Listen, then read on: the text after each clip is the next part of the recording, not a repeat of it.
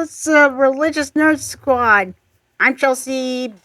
I'm Chelsea Bunny, and we believe you could be a nerd and a Christian. Today we have Me, Servant of God 777, and Rice Khan. the Lion. You're Yeah. wondering where's there supposed to be 4 people? Deepa's running a little late. She'll be here later in the stream. she's already been let know she'll hop on as soon as she is able, but she is in a call with someone else who will probably take a bit with. And in case you're wondering, yes, the tabs are synonymous with something because we're doing a different React stream.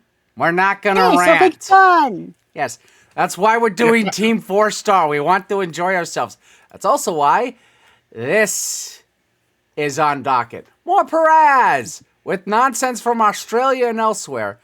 And then following that with, if we have time, a little bit of this guy you may have seen. Here it is. Madman Fenrir, otherwise known as America Wizard. You know who it is.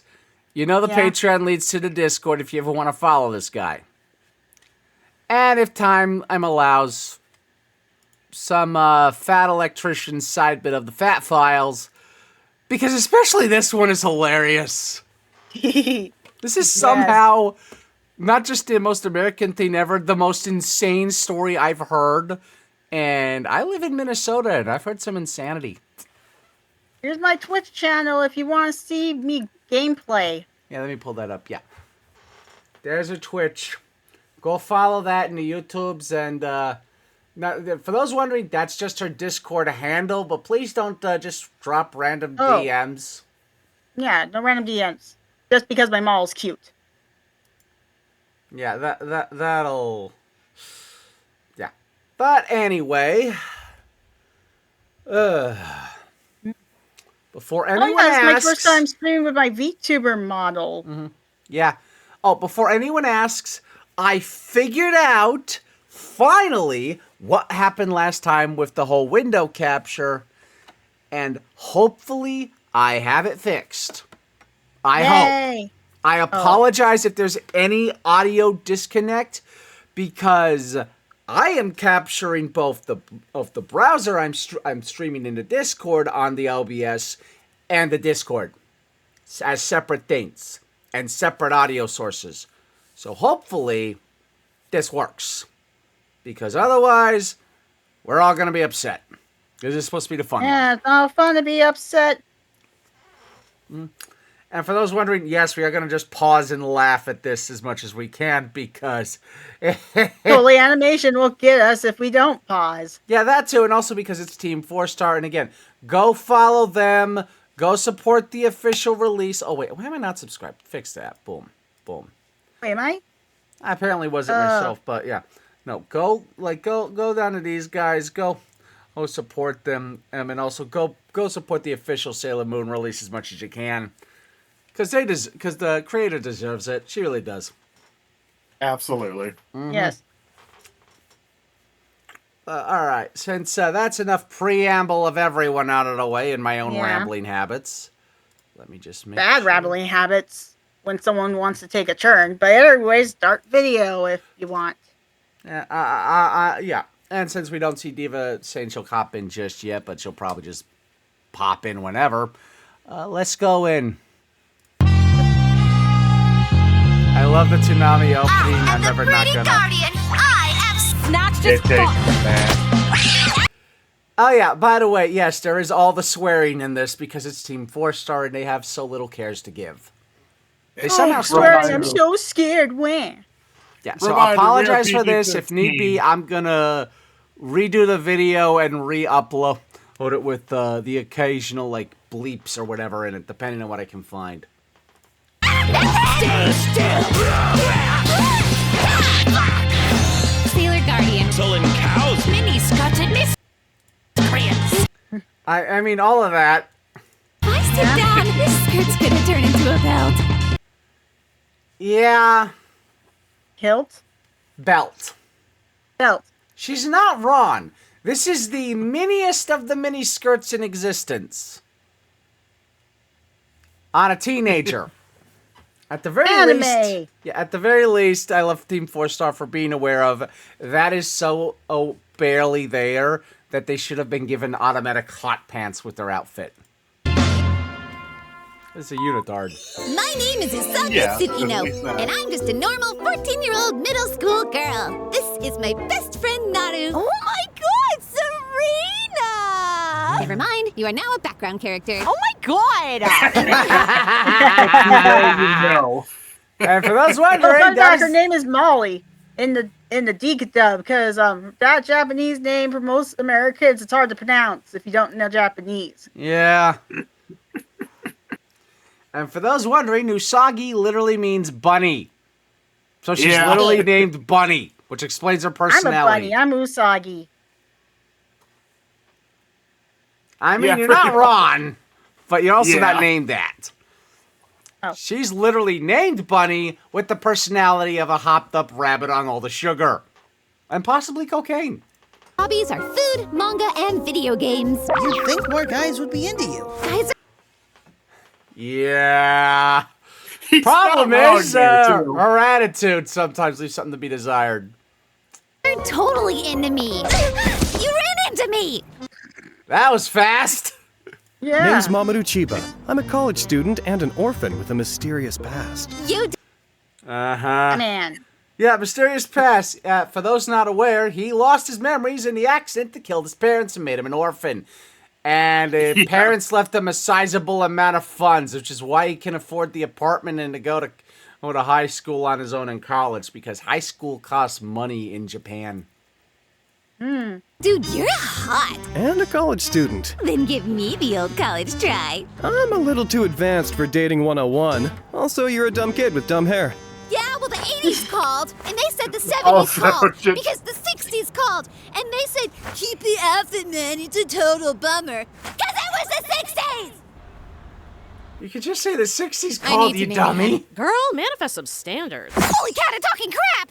My name is Luna, and I'm from the Moon Kingdom. Hold up. Can all cats talk? I'm not actually a cat, I'm an alien. Dang it! I wanted to ask what they thought of the movie Cats. Listen, I'm Is it racist to them? I'm here on Earth to find the legendary silver crystal, and with it the Moon Princess.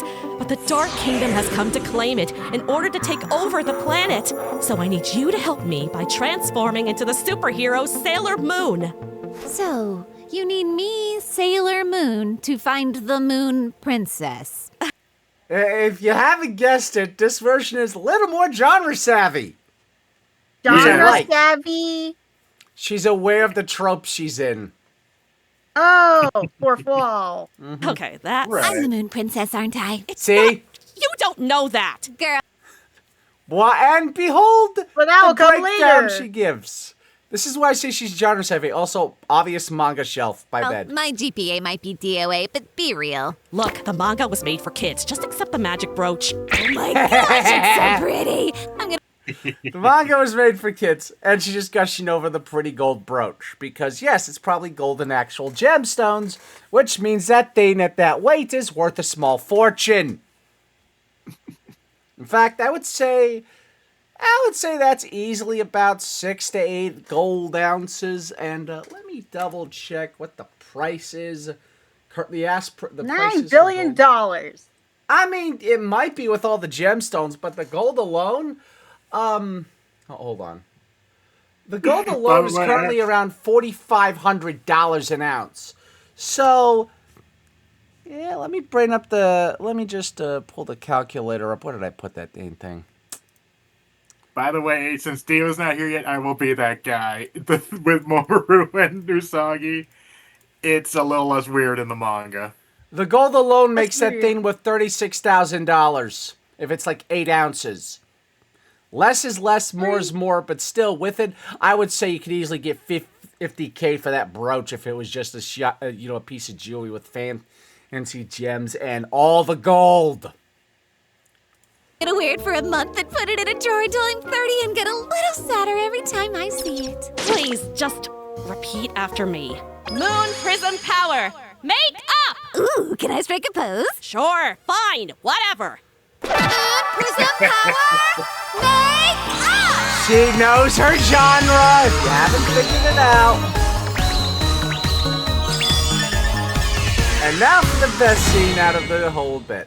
Okay, I have got this fit on, but if I sit down, this skirt's gonna turn into a belt. Yeah! Again, the miniest of the mini skirts in existence. There's that no time to cosplay, waste. I Your had to friend wear Naru is shorts. being attacked. Well, yeah, because the actual accurate skirts are that short. You need to wear shorts with it. Never mind. By who? Mom! Oh my god! I'm not your mother. I'm a monster who's That's the clip they use in the opening in the English Yeah. and the Japanese. My immediate response to seeing that is, I know some people who would go over to that and go, "No, you're still mom. You just forgot your skincare and you learned illusions." Nice trick, by No, the way. even I didn't better. know the lessons paid off. The power of Christ compels you. The power of Christ compels you. And it burns. I mean, if that actually worked in this setting, I mean, these monsters would be ridiculously easy to beat. But meh. Taking over her jewelry store so I can steal the energy of all the people who shop here. You're right. You're not mother at all. Who the fuck are you? Yes, they swear a lot. Also, oh hi, horror-filled neck turn. Crunchy. Yeah, literally, look at that neck. How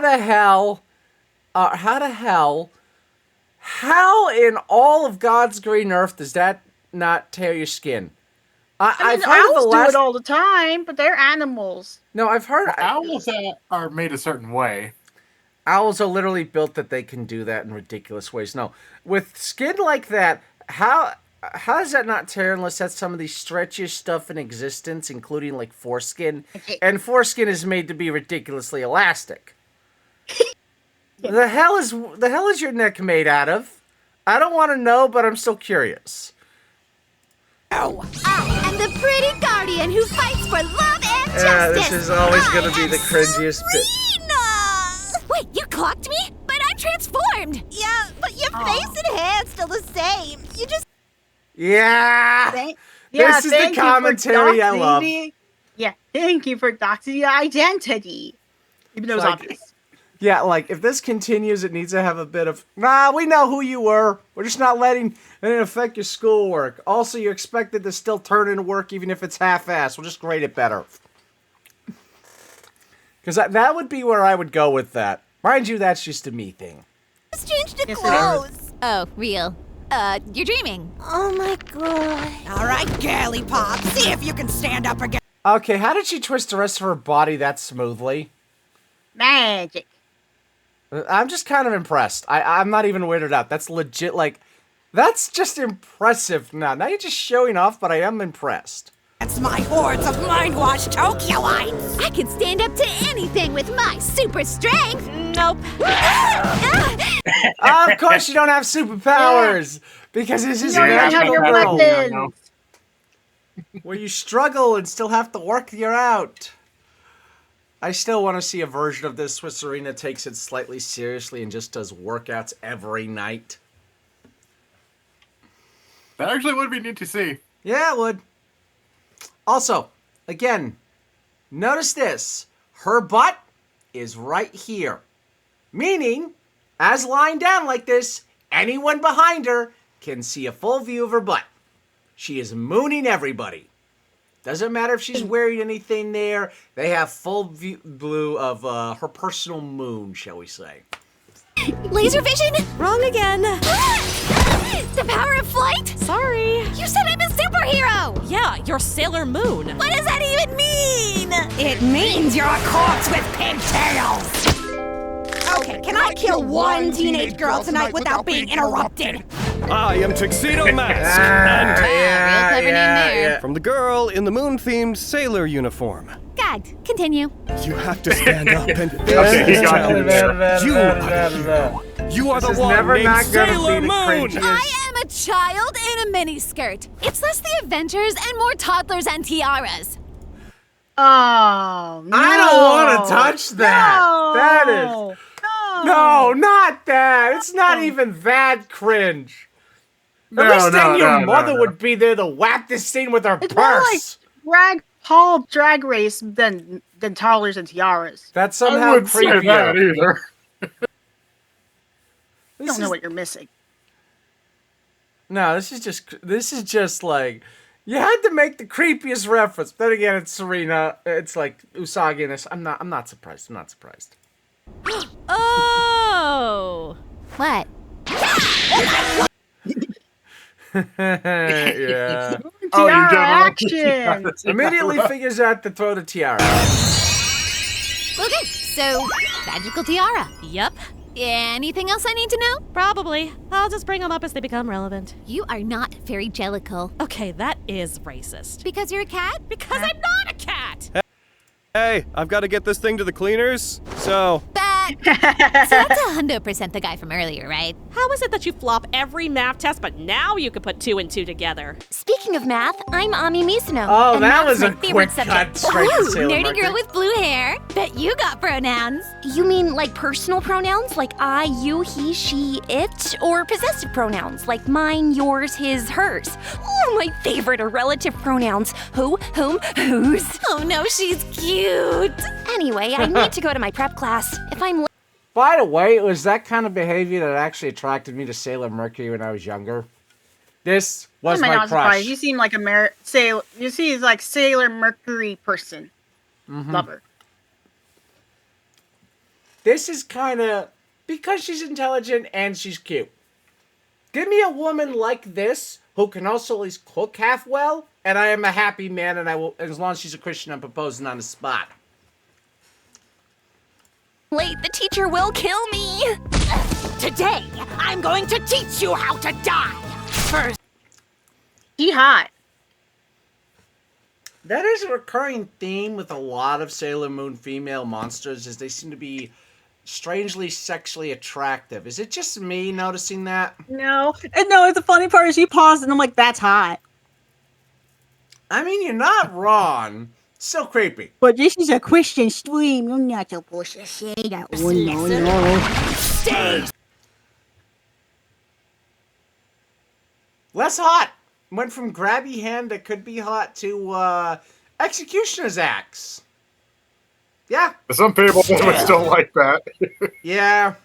But I was early. Ami, use this pen! Despite the iconic phrase, I'd much prefer a sword. Just yell Mercury power. Make up!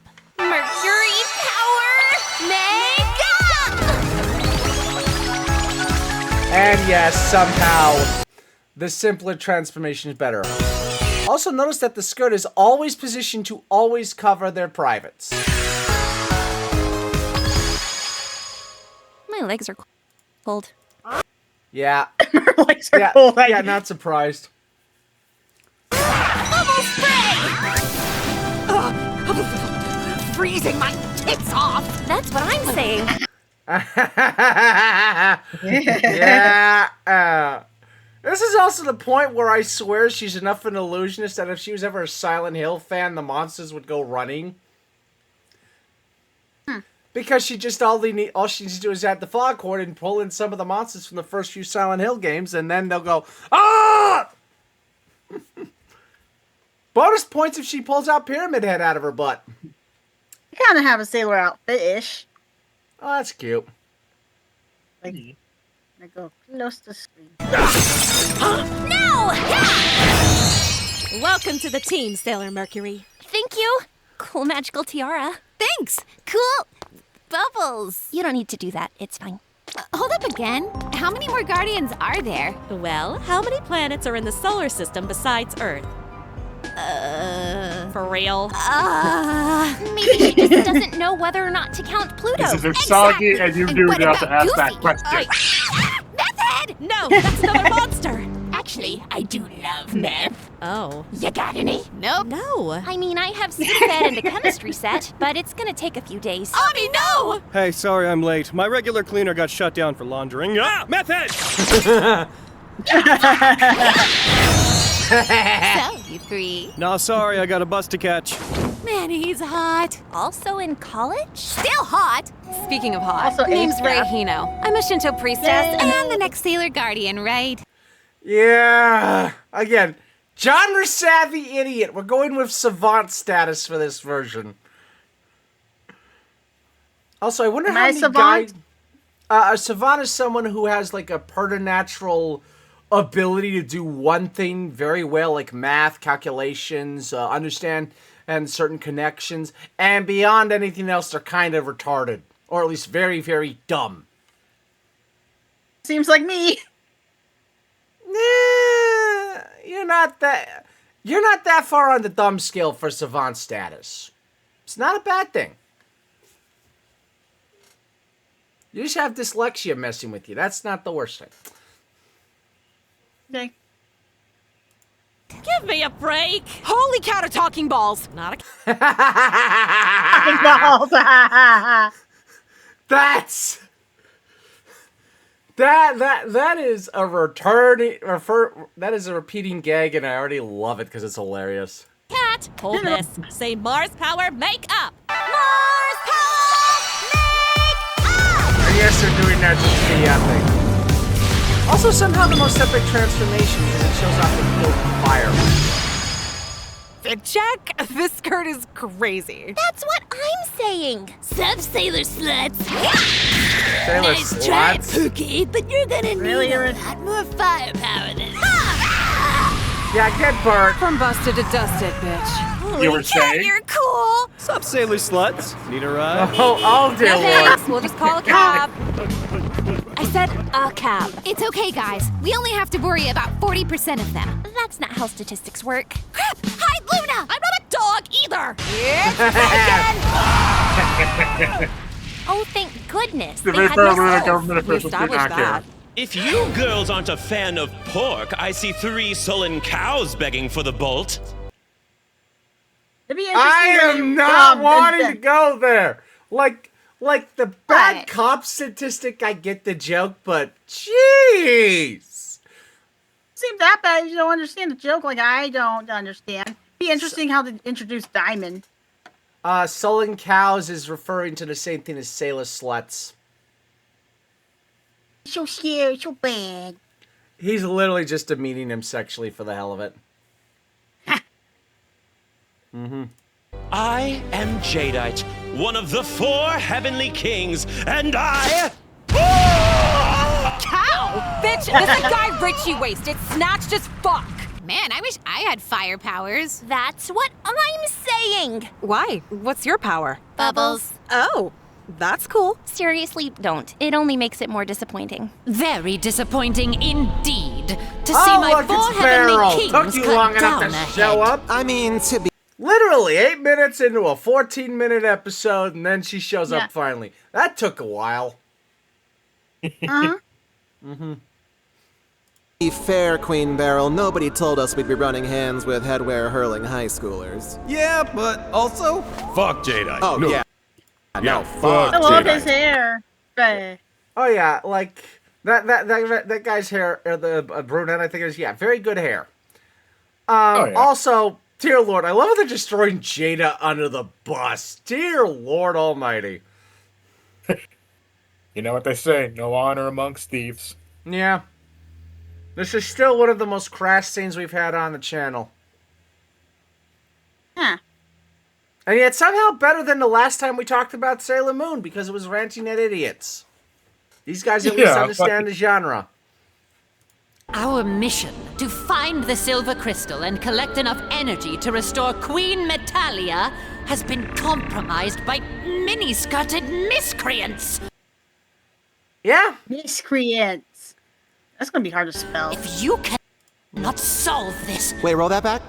what is it, Zoisite? If you're Queen Beryl and she's Queen Metalia, what are you gonna do when she responds? Because we can't have 2 queens. Then how do you explain you two? Low-hanging fruit. That is no way to talk about your boyfriend, Kunzite. Nephrite, the next words out of your mouth are gonna be followed by your teeth. Shut, Zoisite Kunzite Nephrite, the fuck up! Yas, queen. Yes, Her voice scared me first before I heard it first. I'm like, eh. Oh yeah, the audience just know that I'm a jumpy bunny. Yeah, she is. He is. I went to see FNAF If with I wanted her a dick couple measuring years ago. contest, I'd whip out a ruler and then win. Oh! Every There man is in our no audience way just to not cringed feel at that. emasculated by that. Oh God, that is seriously one of the most brutal burns I've ever seen. Because a woman telling that to 3 guys, yeah, I don't care how comfortable you are in your masculinity, you just suddenly feel like a little boy there. Now stop squabbling and just put the silver crystal in the bag! Our queen is right. Given their numbers, we should band together so we can... Fuck that! I've got a foolproof plan neither of you fruits could pull off. Which is... I'm gonna seduce a middle schooler. Well, cannot argue with that, man. can He's we? got a Good luck point. and We God shouldn't help do that. you. Go get her, man. Peace out, ladies! How quickly does he die, I wonder? Yeah, that one If he there's no comes back defending. alive, he's not coming back alive. Awaken, Queen Metalia! Agent of pure darkness, child of chaos! I bring you this energy and come to you for your guidance now. Speak your plight, Beryl. Jadeite has failed us and fallen to the enemy. Oh, well, I mean, fuck Jadeite. Yeah, no, fuck Jadeite. But the enemy forces continue to grow. That's telling. What do you suggest, my dark ruler?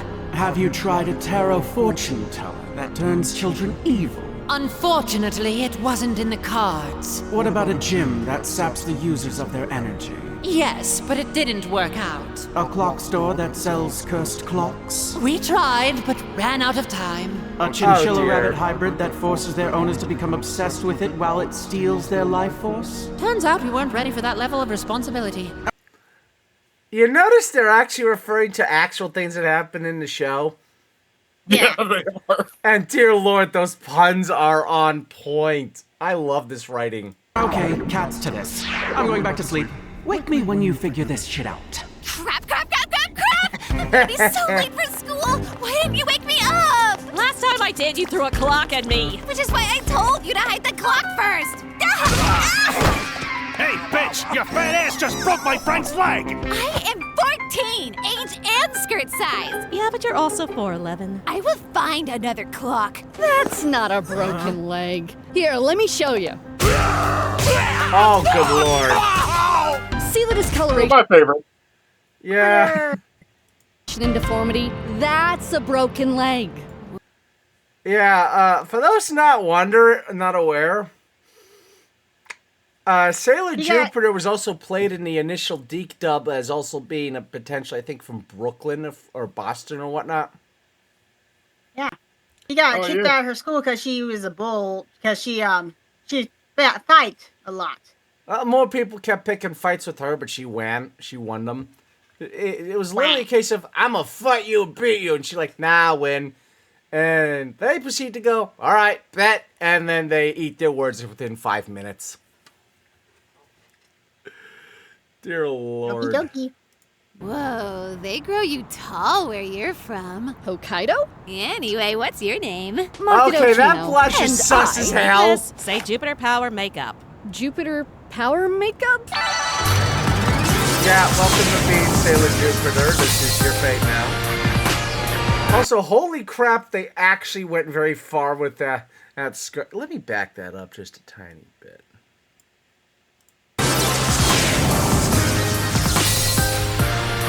Yeah, you can almost literally see her actual butt with that.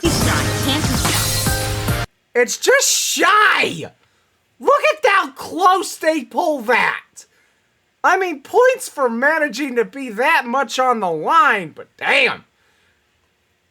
And I emphasize this for one thing. There's a reason why I don't watch this show that much. This is one of the weirdest, confusing things a teenager can ever have when you realize these kids are also teenagers.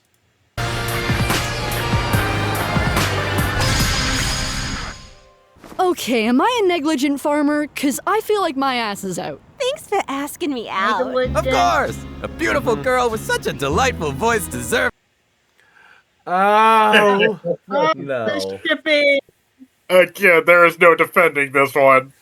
Ladies and gentlemen, the most awkward ship in all of Sailor Moon that is semi-canonical. That was okay. And that's actually saying something, too. And ladies and gentlemen, here's how awkward. This man is technically a thousands-of-year-old human. And this girl's a teenager. And he was deliberately leading her on for the most part until he realized he was actually falling for her. So Chris Hansen would probably want to have him have a seat. There's a man who will take care of her. And you're sure there's nothing wrong with the fact that you're an adult man and I'm a middle schooler? Hey, if Sailor Moon can get away with it, so can we. Oh, Sailor Moon! I know her. Oh, really? I did not know that before asking you on a date. Yeah, I even know her secret identity. You wouldn't mind making like a broken pot and spilling the beans, would ya? Sure, but you gotta do something for me first. Oh dear, what's okay, that? yeah, sure. What you want? I want you to give me a parfait. Parfait? Like the dessert? Oh dear lord, the light Yagami Slang for nonsense. something. Ladies and gentlemen, this is one of her the parents are rich. craziest She's got the tropes you prescription. see is the overthinking. Is it a sex thing? Like a cream pie? I can't actually. I mean, I'm a villain, but not a. But if I don't find Sailor Moon, Beryl's gonna wear my balls like her little pigtail buttons. Yeah, Suck it all just the way like up a diehard and actual do the parfait goddamn soup. job. Sure. What flavor? Chocolate. Kill me now. Okay. Oh my god! Yeah. Yeah. Has life got you down? The hum and drum of daily life. For those leaving you wondering, yes, this is the ad. That's But an ad? yeah, because the last bit of it is literally just an ad. Till they get to the credits, which is right about here. Full of mostly Luna's awkward faces.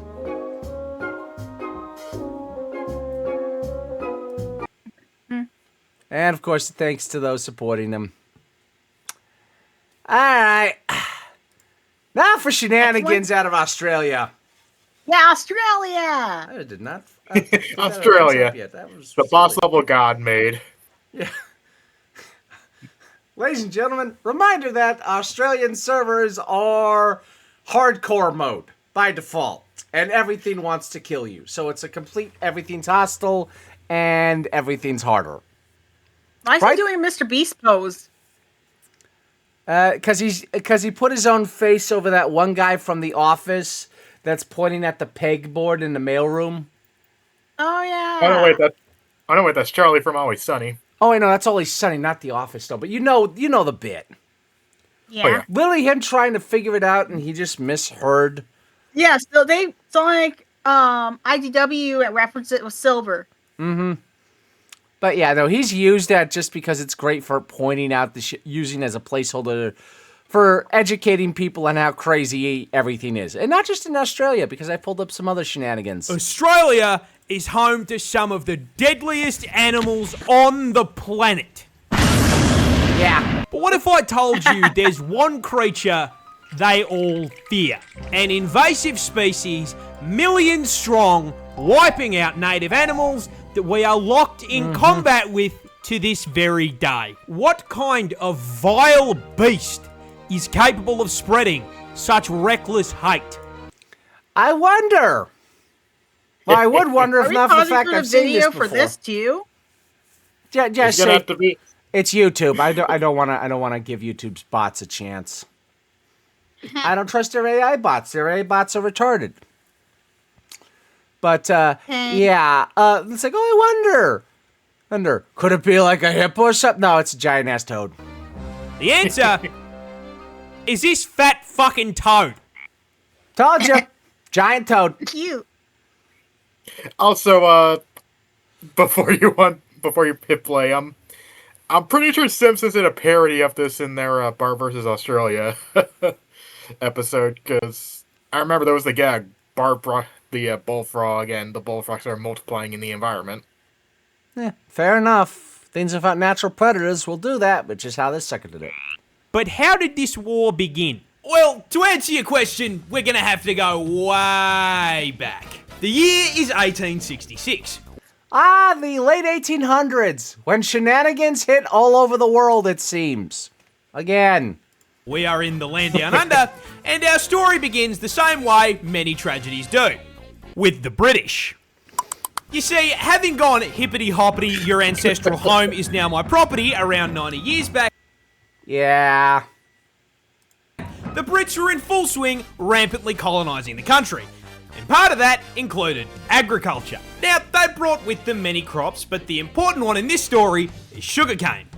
Sugar was valuable, not only... For those wondering, sugarcane is ridiculously valuable back then. Because sugar is, even without ultra-processing, is highly effing addictive. And it will kill your brain if you have too much. Well, ironically, because At it least hits that's out what my mom told me. Well, because it hits the same receptors as cocaine does. So she's not wrong. But do you snort sugar like cocaine? I think actually that would do worse things to your nose. Yeah, do not do that.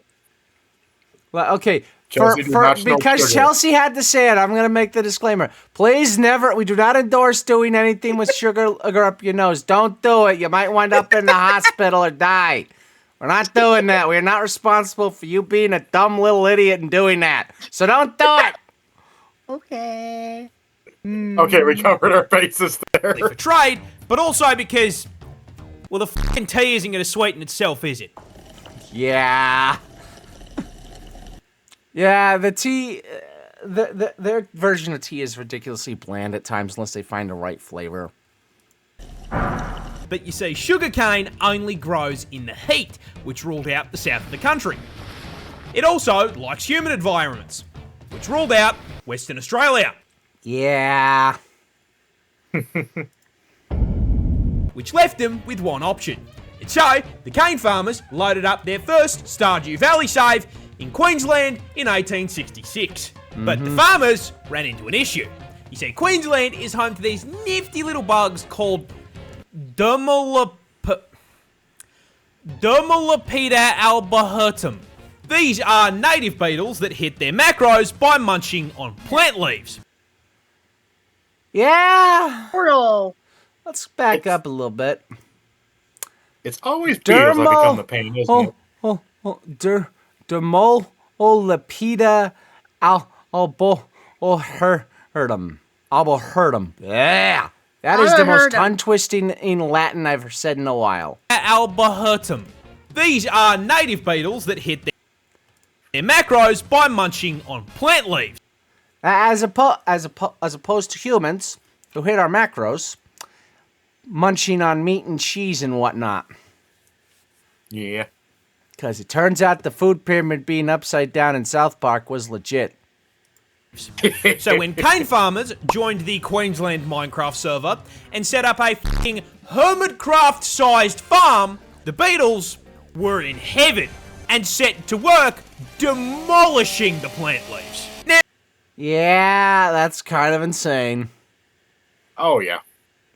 Funnily enough, the adult bugs weren't actually the problem. Sugarcane leaves hold f***all value. That's yeah. That's the gonna be more divergent I looked up because I'm really curious. It's like, is pausing the normal thing for video reaction is avoiding copyright issues? Yes, it is one of the ways. Yeah. But the problem is that with such an And abundant commentary. food stores, the bugs started multiplying. Yeah, there's the problem is they proceeded to get at their, shall we say, bug freak on and multiplied more than rabbits. Laying their eggs around the base of the plants. These eggs hatched into larvae. And unlike the grown-ups, these little worms don't eat the leaves. They eat the roots. And so the sugarcane starts getting absolutely fucking spit roasted. And the farmers can do nothing but watch as sugarcane yield plummets through the floor along with their profits. Oh, dear. And ladies and gentlemen, this is why you always be careful and monitor such stains for the foreseeable future. Hmm. Okay, so I watched a reaction video, but I didn't pause through it. Am I going to get in trouble if I upload the thing to YouTube? I mean, if you at least talk during it, you should be good. Yeah. I just laughed. I mean, Oh, well. try, but if they do try and claim it, do take it down. It happens. It happens. Copyright bots are stupid like that. What if I This whole situation. That might work, but I'm not certain. You might get stuck with the claim regardless. It's not up yet. Yeah. Just be careful. Really pissed off the farmers, who banded together, went to the Australian government, and told them to fucking fix it. Sir, a horde of creatures is destroying the cane fields. Yeah, this reaction will always be used for any sort of shenanigans like this that involve a government. They're not wrong to do so. Nope. No. And so, the Queensland government founded the Bureau of Sugar Experimentation Stations, or the BSES, in 1900. The BSES. The first two letters being BS, by the way, ladies and gentlemen, is in fact prophecy. For all the dumb reasons. You shall see. This team of crack scientists then immediately set out trying to solve the very same issue every single Factorio player faces. This place is covered in bugs. They are breaking my shit. How do I violently slaughter the local wildlife in order to expand capitalism and my profit margins? The spreading democracy joke. The ironic bit of bugs in Helldivers 2 is they are actually a source of economic value. Because they're literally the space oil. The BSES pondered this question for 25 fucking years. Ladies and gentlemen, I want you to think about that for a government organization. Chelsea? That's pretty fast for the government. Yeah? Chelsea, say you put in a request for a repair or for someone to remove pests from your backyard garden, and it took them 25 years to even figure out what to do. What would be your immediate response if that was taking them anywhere near that long? Report them for the IRS or just get them in trouble and give them a bad Yelp review? But would you keep paying them? No. Would you get someone else? Yes. Yeah, this is why I don't trust governments, because they're this stupid. And Ray, you're right. This is actually fast for a lot of governments, but that's still far too dang long. But what if you're the government? Then you don't trust yourself. I'm not playing devil's advocate. I'm literally being snarky here. Yeah, I know. They tried spraying chemical insecticides. Didn't work. They tried injecting insecticides into the soil. Didn't work. They tried releasing the fucking cordyceps fungus. They literally had to release that fungus, but it didn't work. Oh, good lord. Those are some tough little bugs. When you can resist the things that caused the Last of Us apocalypse, that is disturbing. And it still didn't work. Then, one day in the office, while pondering this question, someone had an idea. Okay, we are getting outmaneuvered by the cast of Bugs Life. Someone in this office, please give me anything. For those wondering, yes, that is a satirical version of it, but this is about the way these things would probably go, just with a lot more preemptive pomp and circumstance talk. And Up and circumcised? No, circumstance. Basically, basically needless talk and glaze and title mentionings and other stupid things that just waste time at meetings.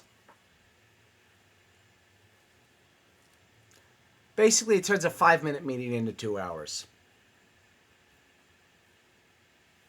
Because you got to open up, you got to introduce everyone, you got to speak a certain level of politeness, state things a certain way, ask things a certain way, respond a certain way. Note takers sometimes have to sound off constantly. So a 5-minute meeting can turn into 2 hours in that case. Oh, yeah. Not for me. What about cane toads? What? And here we go. The dumbest thing in existence to do is move something that might not have a natural predator into a new area. Cane toads. Those big f***ing fat things that exist in the cane fields in Hawaii. Ladies and gentlemen, I want you to puzzle this for a second while I try and lay this out without freaking out myself. They decided to take a native Hawaiian species of toads and move it to the Australian servers with no guarantee that something in Australia would be able to count it as sucker. Oops. Yeah, bigger oops than normal. I mean, That it's is a a massive frog. oops. They eat bugs. We just I'm introduced Mr. an Frog. invasive species. Yep. I'm Mr. Frog. I eat the bug. This is my show. I eat the bug. That This was is show. it. Oh, I'm Mr. Frog.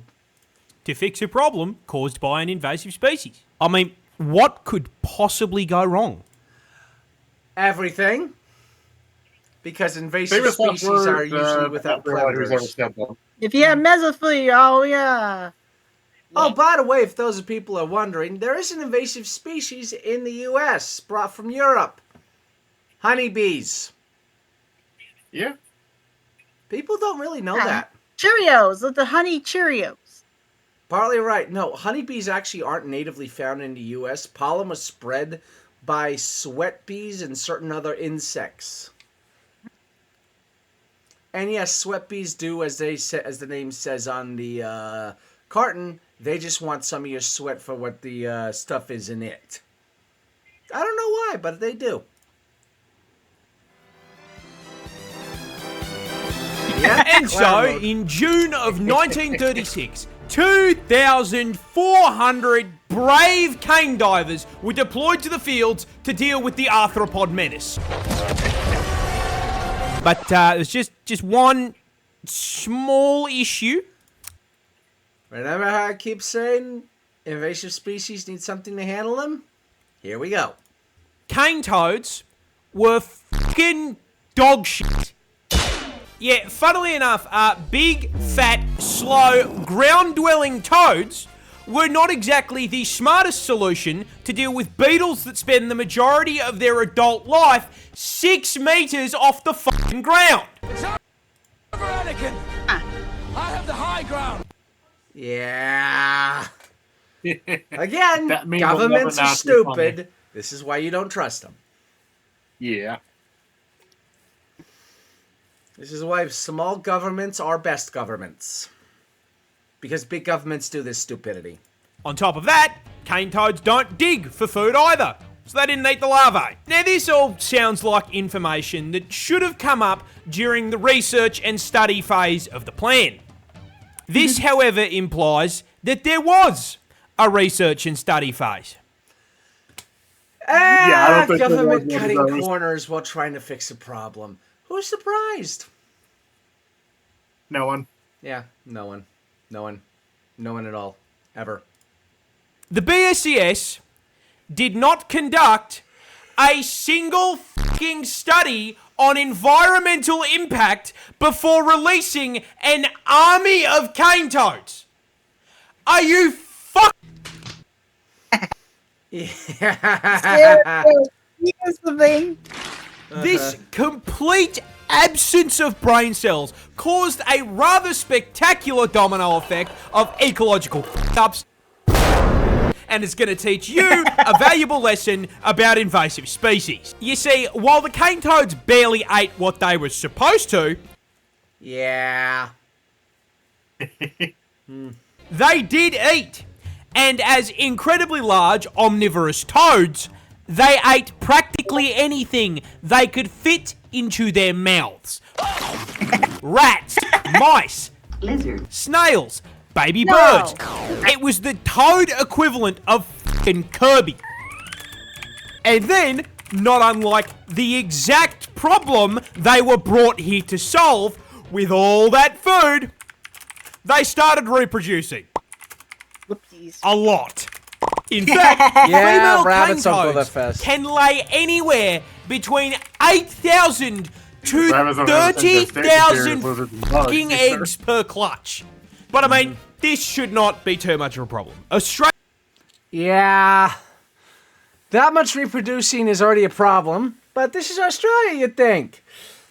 And he's about to go do it. This is Australia. What could go wrong? This is the murder server of the world. Australia is home to some of the deadliest creatures on the planet. Surely, the local wildlife has this under control. Wait, what? Cane toads, they're poisonous. So there's little bulges on the... Yeah, this is why cane toad licking and stuff like Family Guy was a plot point, because that's not exactly light. Shoulder? And those are parotid glands, and they are packed to the brim with bufotoxin. Bufotoxin. This is a funny one. In that, oh my god, who invented this? No, it's not a D's Nuts joke. Got it! Now, whenever the adult toads are threatened, they will squirt this white, sticky fluid out of the glands. And when ingested, it does two things. Yeah, for those wondering, no, that's not reproductive. That would still be silly, but it would at least be a little funny to look at. This is where it gets ugly. One, makes you trip absolute balls, Which is why, again, it was used as a drug toke for neurotoxin gag. Well, at least for, like, getting high in a Family Guy episode. Blah. thanks to the hallucinogenic bufotenin. And two, the other ingredient, bufogen, just straight up gives you a fucking heart attack. Ladies and gentlemen, this is the kind of drug that would need work in a lab to make actually sellable. Because otherwise you're just killing people and that dries up your market base. But this population. Say what? Too much population? Never mind. Chelsea, Don't the do birth and that, death rates Chelsea. don't go high enough to actually overwhelm the planet. Oh. Planet's cap is 12 billion. Birth and death rates don't let us go over 9. Heh.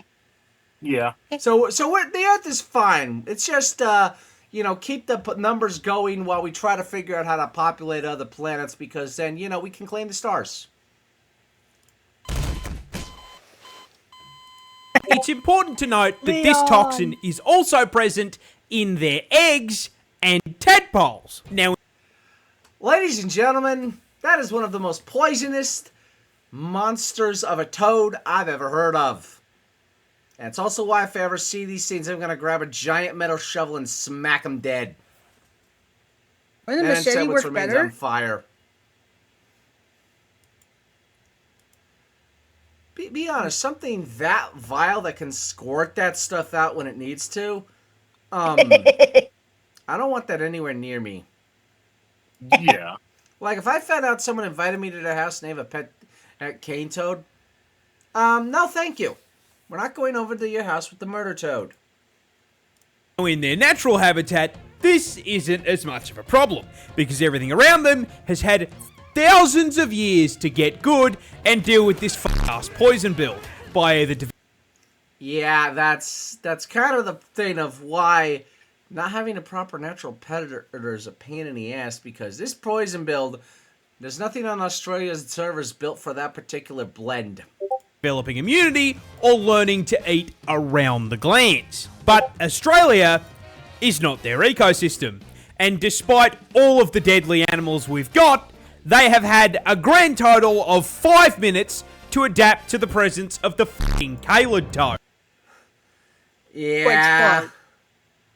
This is also, there's a reason why he's making the references to this area is from Elden Ring. Because Scarlet Rot is going to be your fate at this rate. Now, quick question for the class. What happens to an animal population when there is nothing to eat it? They die. No, nothing to eat, they like die. crazy. But nothing to eat it, and everything's a smorgasbord for, what happens? They multiply. Yes! That also means they take over. All over the joint. Which is why you see this. This is just kind of tame. Bigger! Yeah! What happens to an animal? Nothing. And so, shortly after it gets bigger. Stop spawning toads, WTF, yeah. Oh no, it literally says F-wit. Dang. F-wit. Well, you know he's Australian when he throws that level of insults because, yes, I could see a computer that was semi-self-aware seeing you do that on a Minecraft game and then just say, stop it! And so, shortly after being introduced, a rapidly expanding tyrannid swarm of toads began to spread across the country. Yeah. And remember, these guys at the BSES are not going to care about solving that because that's not why they exist. Yes, notice this, and, did fucking nothing. Because it technically didn't affect the sugar cane. The swarm spread further, occupying all inhabitable parts of Queensland, and they were laying so many fucking eggs that their clutches began polluting the waterways like a bufotoxin teabag, killing native fish as well as any animals that drank from the water. Ladies and gentlemen, I'm going to lay that out simply. That is an apocalypse level of poisoning. That would be worse than what happened in Flint, Michigan. That level of toxin, you can survive, possibly, the Flint, Michigan shenanigans. You can get treatment. You can get help. You can filter the water out before you have problems. That is fatal to animals easily, but by the time it's getting into that much of the water, the people are going to start getting hit because there's no easy way to filter that out. Not back then. The BSES did nothing. Those eggs hatched into tadpoles, which started killing more fish. The BSES still did nothing. Because again, they only care about the sugar cane. This is like someone trying to... This is the song of the sugar cane. Working on sugar cane.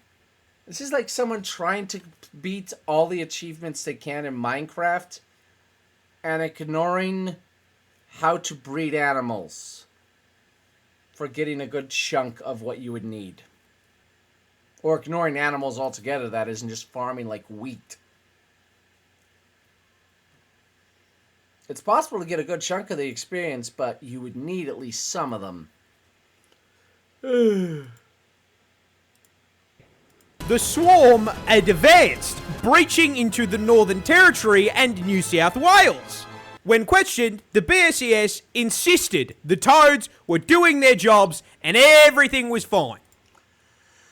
There are no toads in the Australian wilderness. Ladies and gentlemen, if you recognize that face, you know what this implies. They were being stupid. They were trying to hide, only they didn't have the proper PSYOP stuff in place to, make it believable. By the 1980s, the toads were now starving out or just fucking eating local wildlife and one-shotting anything that tried to eat them. Yeah. Okay, newsflash for anyone. Anything that would, if that shot out that much amount of its toxin, he'd be tripping balls and dead in 5 seconds. You pause at the worst frame. And considering at this. But geez, that amount of eating things, that is. Yeah, at that point, you've effectively created an ecological disaster, and the BSES should have been taken to task, but they probably wouldn't be. At this point, there were 5 million of them. That happened a lot. So, with local wildlife being absolutely decimated, the BSES was forced to acknowledge that maybe, just maybe. Listen, we fucked up. Oh, gee, you think? Fucked up big time. Yeah, You done messed up big time. Now you messed up completely. Congratulations. Oh, now you fucked up. You fucked up now. Chelsea. I'm trying to avoid swearing on our end. I know, swearing bad. You just no fun. It's a clip that's really bad. We have technically well gone over our F word use. We're going to have to apologize as in the description. Sorry, sensitives who don't like swearing. You might have to do some bleeping, sir. I'm going to find an audio track to do that later when I edit this, because I actually have a decent editing software now. Yay. Oh, yeah. But, oh well, everyone makes mistakes. Oh well, everyone makes mistakes. Okay, here's a You better one. destroyed most of an Messed up ecosystem. That's not a mistake, you dumbasses. Nothing we can do about it. No. Yeah. But Major so. About it. No. I love how he just literally goes and just literally has the words major, that over them. Your mind, this is an Australian guy. Yeah. And saying that particular word is part of their culture. Oh, what the? Oh, no. Fucked up. But, oh well, everyone makes mistakes. Nothing we can do about it. No! They left it for the government to clean up. Sir, a second horde of creatures has escaped the cane field. Fuck! Yeah, they realised just how much damage was being done, and in 1986 began funneling federal funds into controlling the population. Ladies and gentlemen, that was my birth year, which means you could technically correlate me entering the world with the government of Australia getting their crap together. You're welcome. They tried trapping and physically removing the toads, but unless they had 5 million traps, that wasn't going to do shit. Biological warfare was proposed in the form of releasing viruses and parasites, but was shot down because it would do just as much damage. Hey, Diva. Hi, Good Diva. evening. Good evening, everybody. Hello. We're in the middle of the more Peraz. We already watched the Sailor Moon Abridged episode 1 because we figured we'd start with something lighter. Yes. I wish I could have come in and seen it, but I needed to get these next chapters written down for the next session. That's okay. No biggie. Yeah, and we're going over the cane toad invasion of Australia, facilitated by their government being stupid. To the native wildlife. And so, the toad front continues to advance to this day. Yeah, that's a telling bit. So where does that leave us? What is Australia losing against is animals? kind of fucked. Cane toads now threaten a total of 75 native species, and they've even driven populations of animals like the northern quoll to complete extinction. Yeah. There's a reason why I don't like government interfering with the native wildlife. In parts of the country they infest. I agree with you. And with the population now sitting at 200 fucking million toads, that infestation is spreading, with predictions showing they will be fucking up ecosystems in 5 states in the near future. And given that they have amassed a population 10 times... Yep. You're the giant. Yeah. Yeah, sorry, 200 million toads! The rest of Australia. We know who wins this one, sadly, and it ain't these guys. The size of the humans in Australia. Mm-hmm. I'm sorry, it's just Soulsborne Nerd came out for a minute. No, understandable. Oh, you're good. Wait, there's that many humans? They outnumber for the the humans 10 to 1.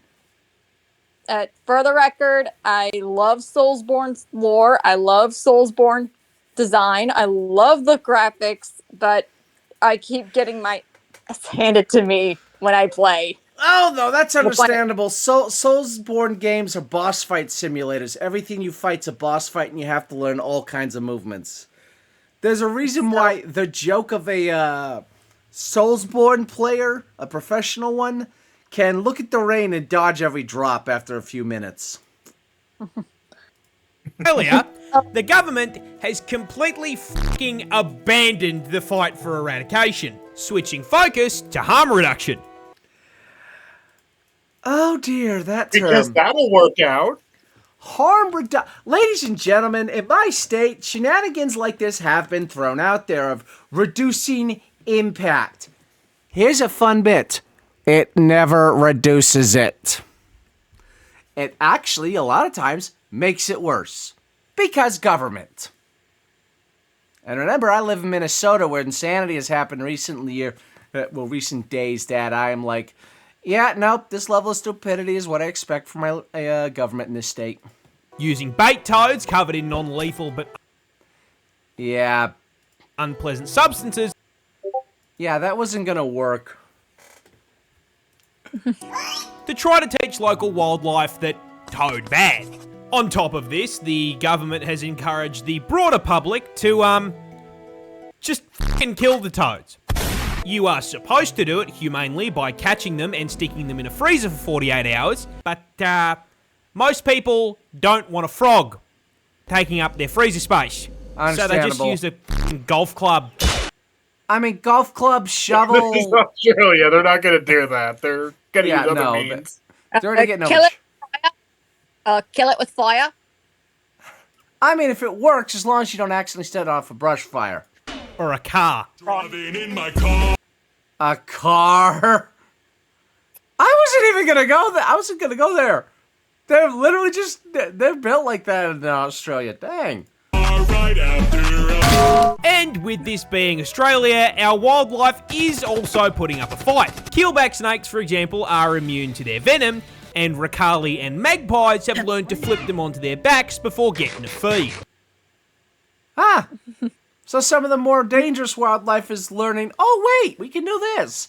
Which means the rest will learn soon enough. You know, rip all the crocodiles, though. They're not going to survive eating them. You can't kill the humans. Only we can do that. Mm-hmm. Now, jokes aside, you want to know who I feel genuinely f***ing awful for?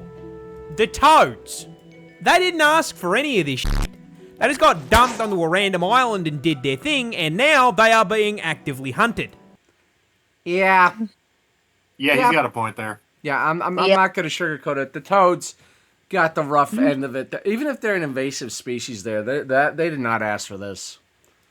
Yeah. Hey, before you start to play back the video, with the education cast of limiting the swearing that I can't legally allowed to do.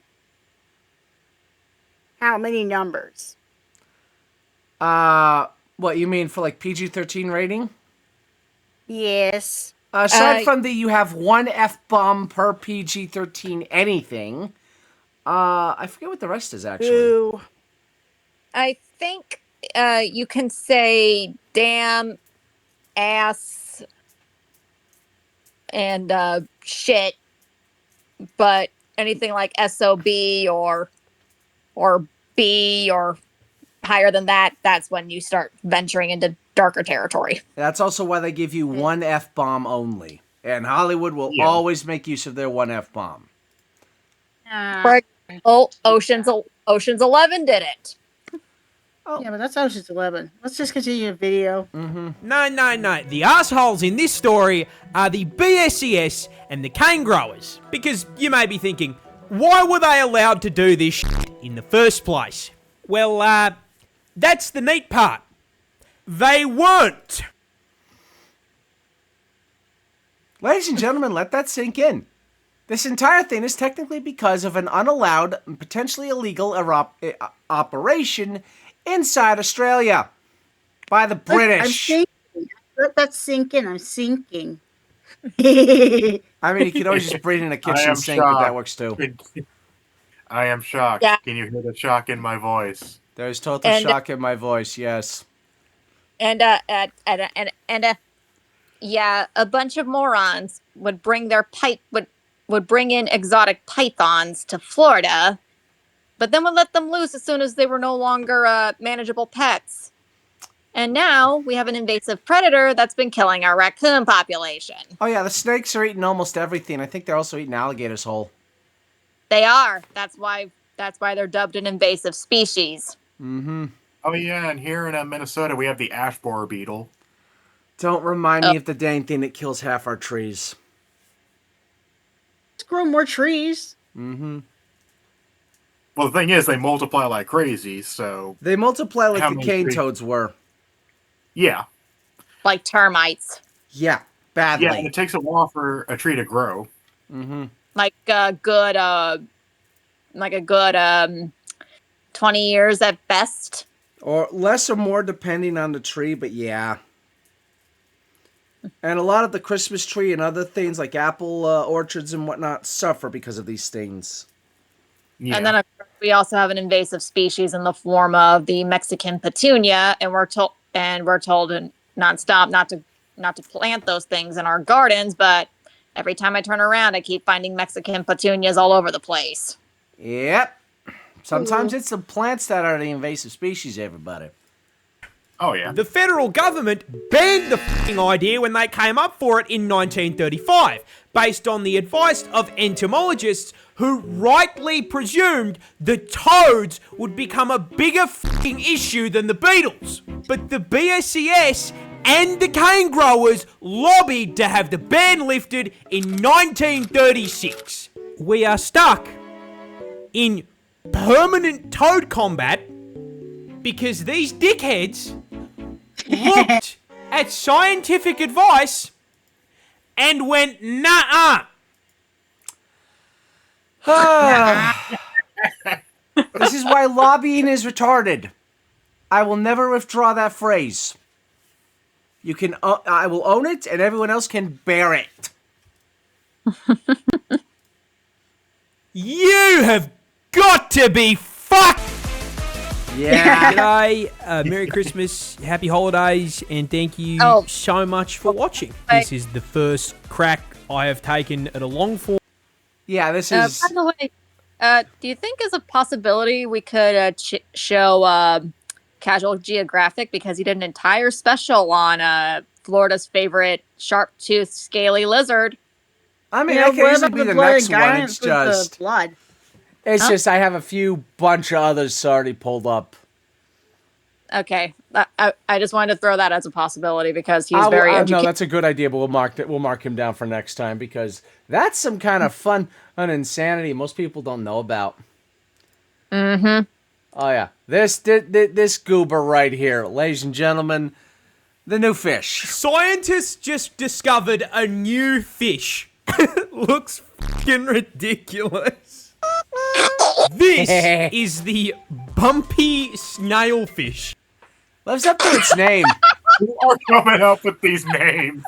I don't know, but dear Lord. Oh, look at that cutie. Yeah, it is kind of cute. It is kind of cute, but the name... You could make that into a marketable plush just to make profits if you ever needed to. I'm just saying, it's not hard. A freshly discovered species found off the coast of California. Chelsea, this is in your neighborhood. Great. Oh, that means we actually could find a way to make that a cute marketable plush. Especially if it's in California and you can sell practically anything that's cute to a weeb. Oh, yeah. You could sell that in Absolutely. Minnesota to a weeb. I should know I have a crane machine place near me where I've gotten a whole bunch of plushies, and I've even shown off some. They had cute Christmas tree ones. For those wondering, yes, I will be editing in a photo here of the dang thing in because that's a little cutie. They also had they've had other things over there, including some of the biggest and yet cutest Hello Kitty plushes I've ever seen, and I've gotten 2 out of the crane machine for it. One is a gift from my we're sister. pausing through shorts too? I figured may as well just to be safe, but we'll continue.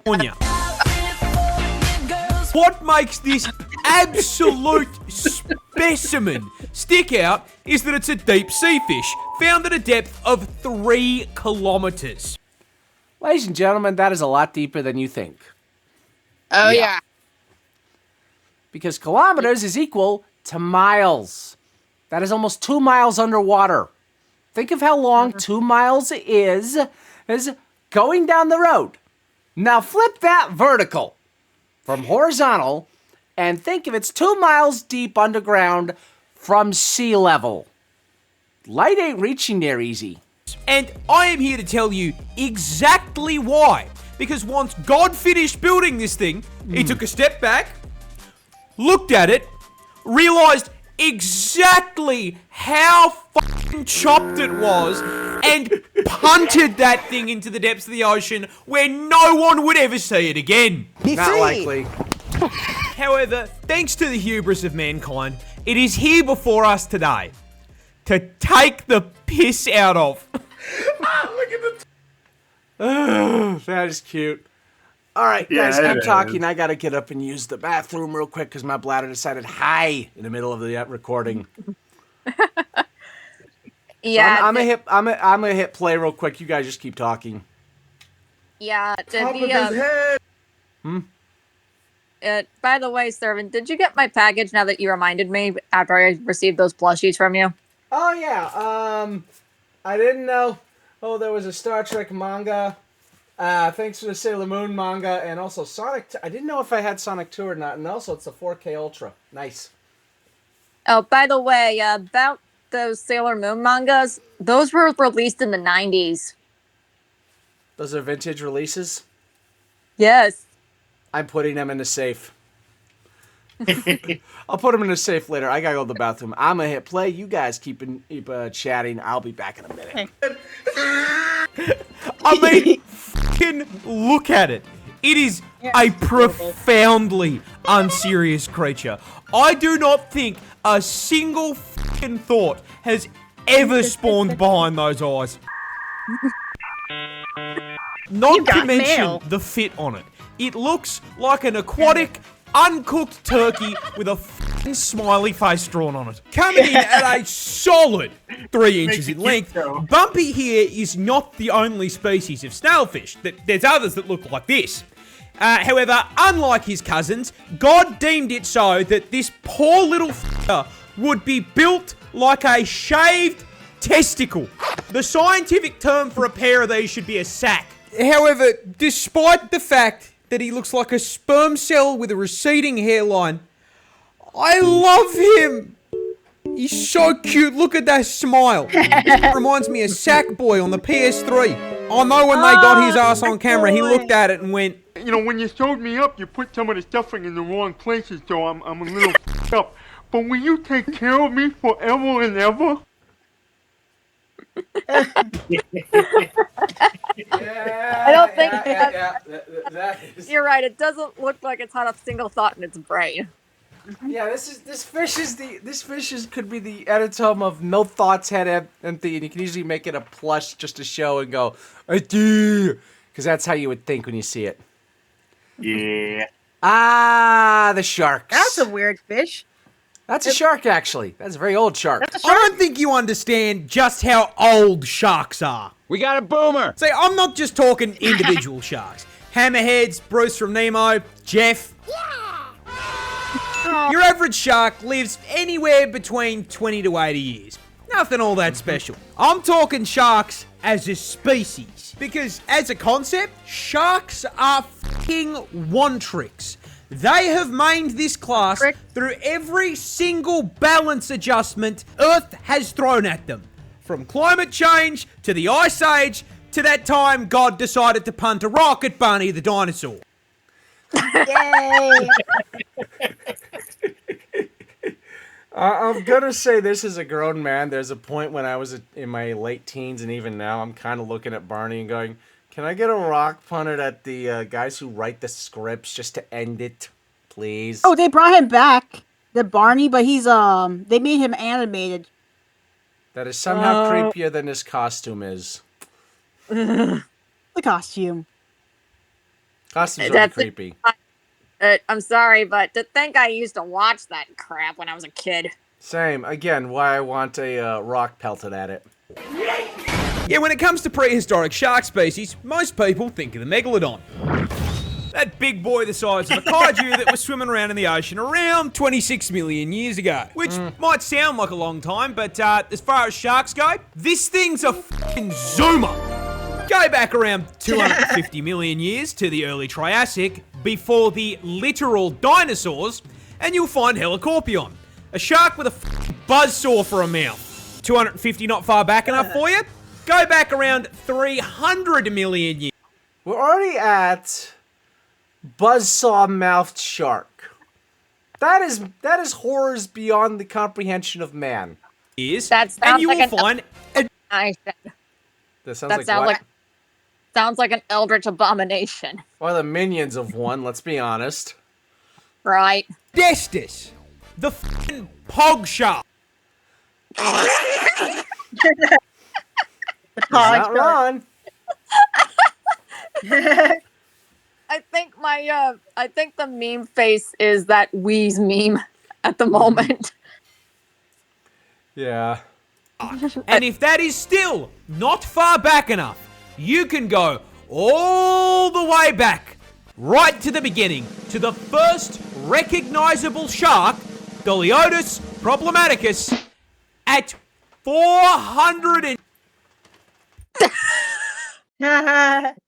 Yeah. That is the derpiest of fish you could show. 10 million years old. Again, no thoughts. Head empty. Must be sharp. That is it. Sharks have existed for 4 times longer than Saturn has had f***ing rings. The first tree only sprouted out of the ground 385 million years ago. That means that for 25 million years, Groot's great-great-grandfather... Okay, I have to do an autism nitpick. It's actually 15 million, not 25, because it's 85, not 75. ...father was sat in God's drafts while this f***er chased Nemo. Doliotis, the first Bruce. Yeah. And here's more boomer shark time. This is the world's oldest shark. We got a boomer! But how old actually is it? This absolute fossil over here is the Greenland shark. And this may come as a shock to you, but the Greenland shark is found in f***ing Greenland, man. Wait, if it's a green shark, how come it's not green? No, it's named after where it's found, not because of its color. Also, Greenland is actually pretty icy. Yeah, it's a joke. Greenland is icy, Iceland is beautiful. And here's the funny thing. They deliberately switched the names on the beautiful place versus the icy place as a troll. Yeah. Oh. Yeah, the Nords literally did that just to screw with people, last I checked. Not to mention, Iceland is where you have volcanic is one of the only European islands that have volcanic activity in it. I love how it's a European island, but it's closer to us than Europe. Well, then again, Denmark owns Iceland, so... Yeah. Well, they're going to be handing over Greenland soon. But, and by the way, yes, we are dating this for before the U.S. acquires Greenland. Because odds are that we might want Iceland also just because of the paradise and the volcanoes. But we'll see. And with Grandpa Shark here coming in at a f***ing kaiju-sized 6 meters in length. For those wondering, yes, that is an accurate thing. 21 feet tall, because 1 meter is 3 feet. So this thing is 3 times or a little more my height. Wow. Yeah, I'm like 6 feet tall, so I'm about 2 meters. Yeah. And a literal f***ing ton in weight. Wow. An actual ton. Over 2,000 pounds. Yeah. Yeah, that's a big old boomer. This senior citizen probably worked with Godzilla back in his day. But how senior is senior? Well, you might be expecting me to say something along the lines of, 100 years, maybe 150 years, right? Try higher. No, not 200. Oh, Dave. Close, but not 300 either. Chocolate. No, the Greenland shark can live up to 500 fucking years. Wait, ladies and gentlemen, this scene is double the age of America.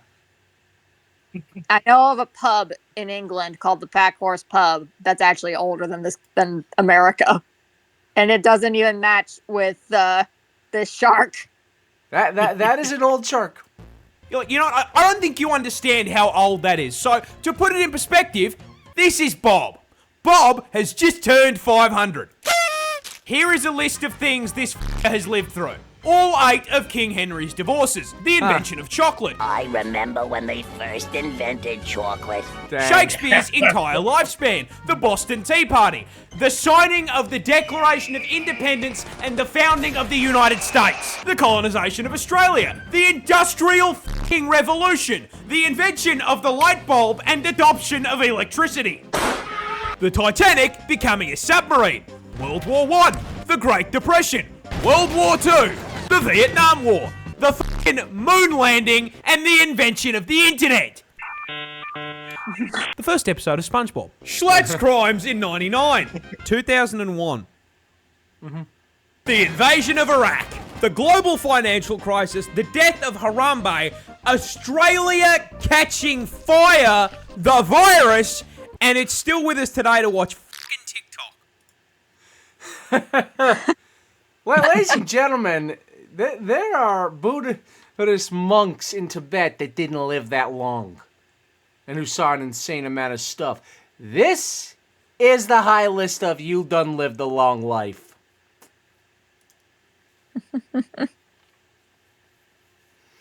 What the? Apparently he got into a car crash. I got into a car crash. I was driving, I used to work on a farm. I'm driving down the road. It's a narrow-ish gravel road, so you really need to stick to your side. I come round a corner, so there's like a blind corner. I'm on my side of the corner. Someone comes around the corner in a big car too far over. I see them, and I have to go over to the side. That didn't run me off the road, but it put me in this really thick, really loose, thick gravel. So the car starts sliding towards a wall on this side of it, like a fucking wall over here. So I slide it back, but over this side, there's like a fucking 3-4 meter drop. And I was like, oh, fuck. So I slide it back, then realize, oh, I can't get out of this slide. I'm going to crash. Kick the wall rather than going down a hill. Smash into the wall. The car hits it like the car hits front on. The force of the impact spun it so it was facing backwards. I'm holding the wheel. The car stops moving. I'm like, oh shit. Oh, fuck. Okay. Open my door. To be fair, I've been in car crashes. That is a very valid way to respond to a car wreck. Would you be surprised if I told you I survived a barbecue? A car what? Yeah, the engine of my old man's black truck caught on fire while he was on a tear, and my mom was praying that he would just shut up. Well, I mean, that's one way to shut him up. But dang, there's a cost attached. Yeah. Wow, glad he survived. I have to, put a bit of force into it. Bonk the door open. Stumble out of the car. I see the front end of my car has just been torn off. The bump. Actual photo. Ladies and gentlemen, if you lived through that, you officially get the claim bragging rights of having lived through a bad wreck. Mm-hmm. It's ripped off. The radiator's been punctured. Gone. But there were 3 thoughts that went through my mind. The first one was, am I good? The second thought was, this is going to make really good content when I talk about it. Yeah. This is going to be really fucking funny. And then I was like, oh, fuck, my car's a write-off. To be fair, if he put his new car in the video, that would also be a write-off. Right. Or if he had to get a car repaired, it would be a write-off because, yeah. The boxer crab. This crab is a boxer. What's your name? Agree! That's right, stepping into the ring at 0.15 grams and a huge 2.5 centimeters in length, it's the boxer crab. You see, while most crabs use their pinchers to feed and defend themselves, the boxer crab has instead elected to spec into CQC and throw f***ing hands. And despite their completely average and not at all small size, this f***er fights in the heavyweight division, able to punch out hundreds of times its size. But how does nature's little Mac win the fights? Well, that's pretty simple. He f***ing cheats. You see, those little pom-poms aren't a fashion choice. Those are both sea anemones that the boxer crab holds in its claws. For those wondering, the pronunciation is sea anemones. It is one of the trickiest damn words to ever say aloud, so you have to do it slow for like months to memorize the muscle movements in your mouth. Yeah, I actually remember watching the Kratt brothers talking about sea anemones and the clownfish that live in them. Mm-hmm. They actually had to have a pool in the studio during Zaboomafoo talking about this particular symbiotic relationship. Oh, yeah. And this is another version of it with this particular crab deciding to cheat because sea anemones are never a joke when they're deciding to pair with something.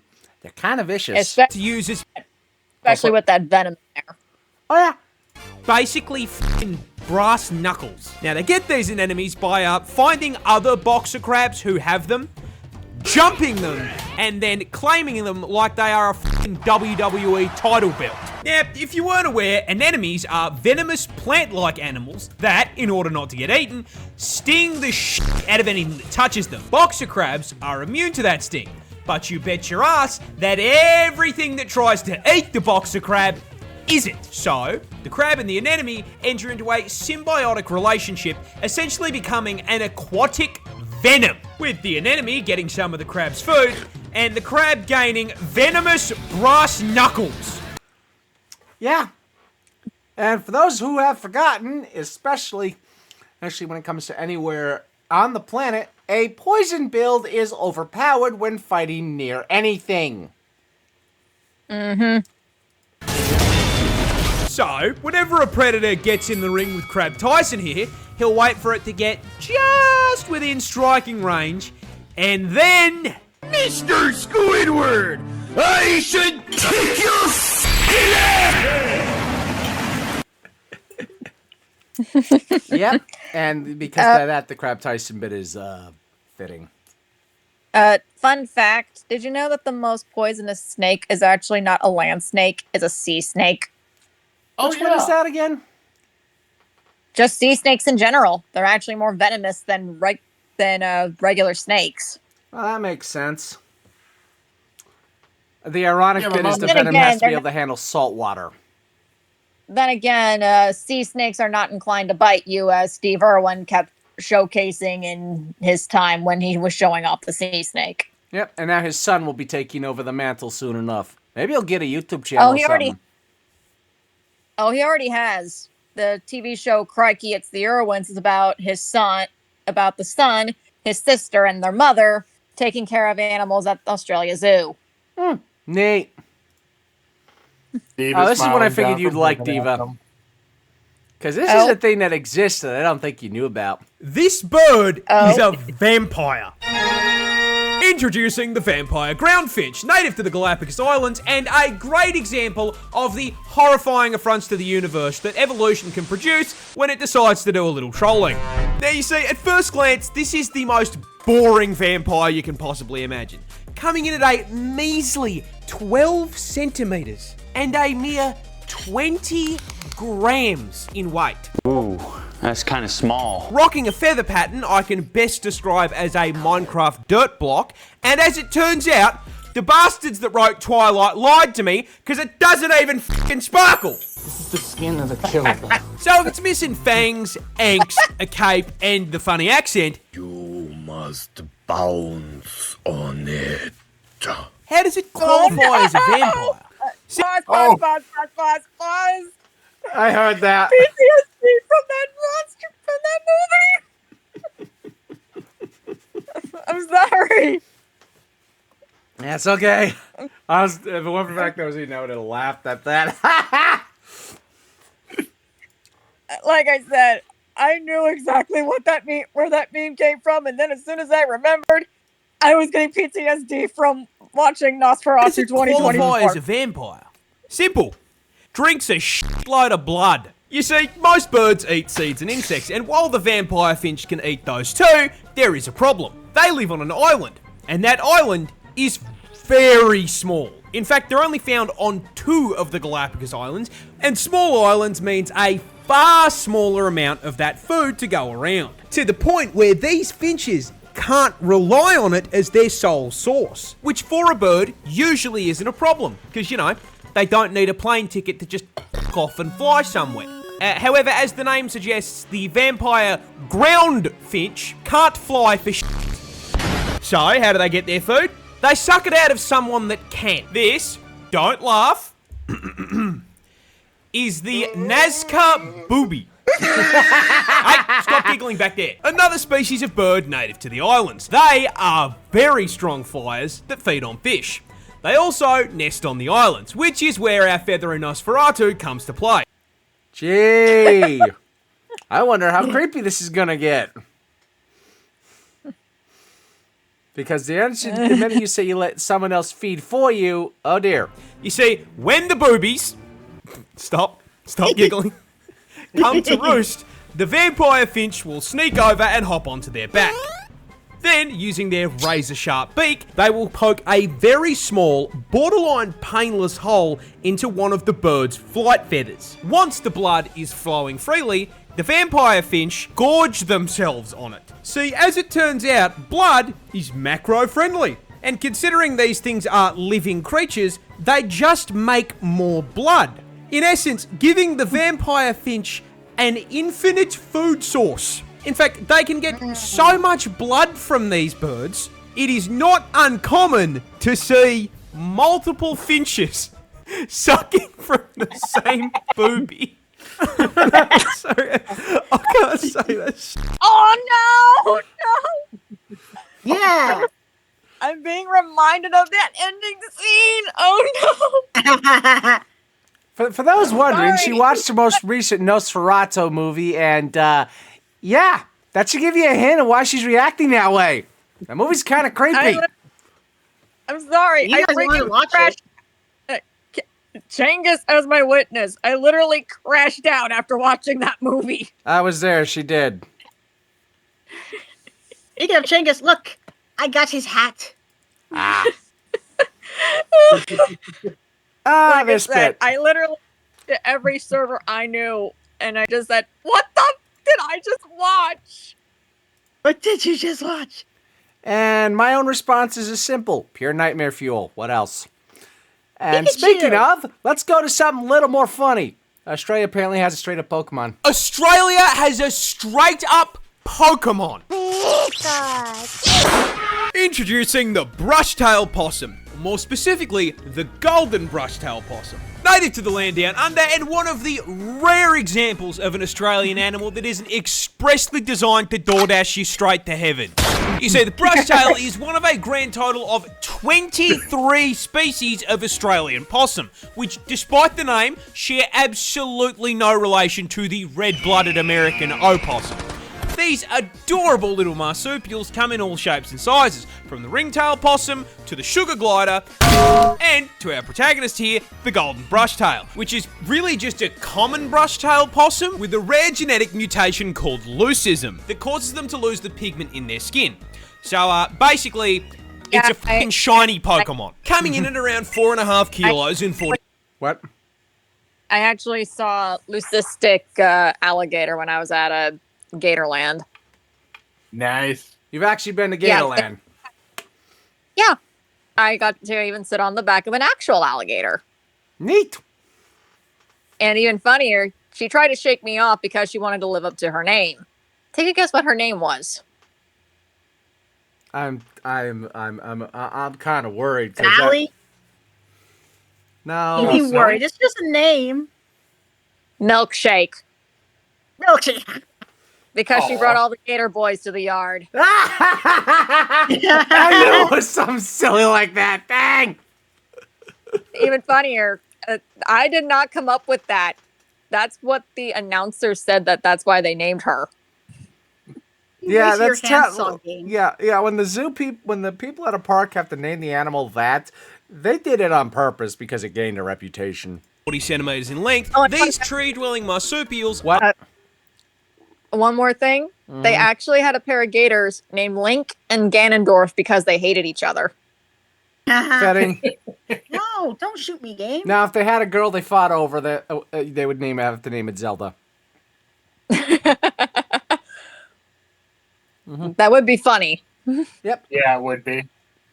4.5 kilos and 40 centimeters in length, these tree-dwelling marsupials are nocturnal and primarily herbivores, mainly...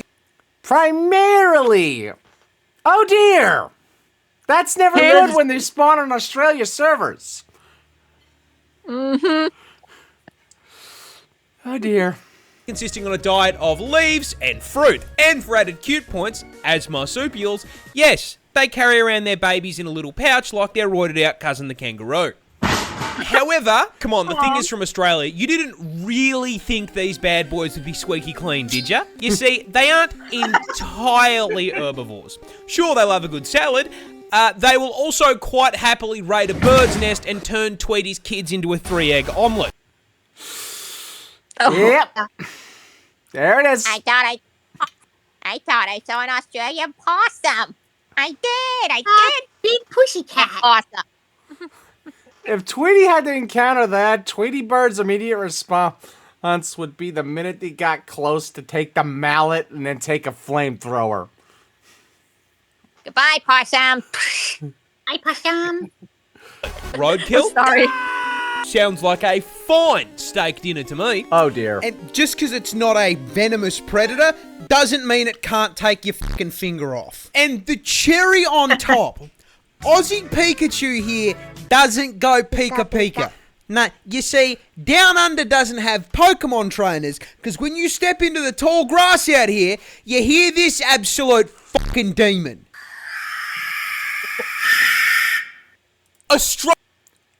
That is the creepiest sound I've ever heard. You want to know what's even creepier?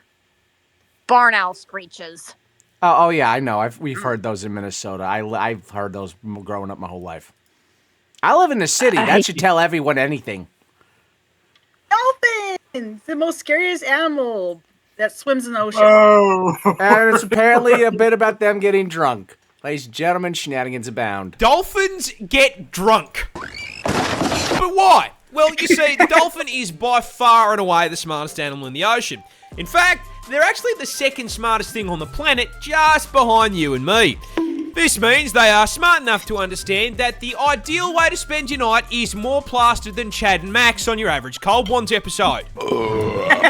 There is just one problem. Last I checked, there's no bottle-o in Bikini Bottom. So how does a dolphin get fired for all? Simple. They abuse pufferfish. You see, due to the lack of underwater alcohol, dolphins need to find other ways to get their fix, which is where SpongeBob's driving instructor comes in. You see, pufferfish contain this really cool and totally not dangerous substance called tetrodotoxin. What is tetrodotoxin? You know, it's only one of the most potent natural neurotoxins on the fucking planet.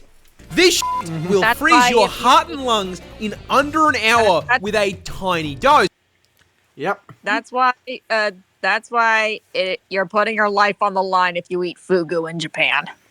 Yep. There's a reason why learning to prepare pufferfish is a high-rated skill, and also why the preparation sometimes can take literal hours, because if they goof it once, they not only have to redo it from scratch and get a fresh one, they have to clean the kitchen ridiculously thoroughly. Some things have to be taken out and burnt or just disposed of because you cannot burn certain levels of the toxin.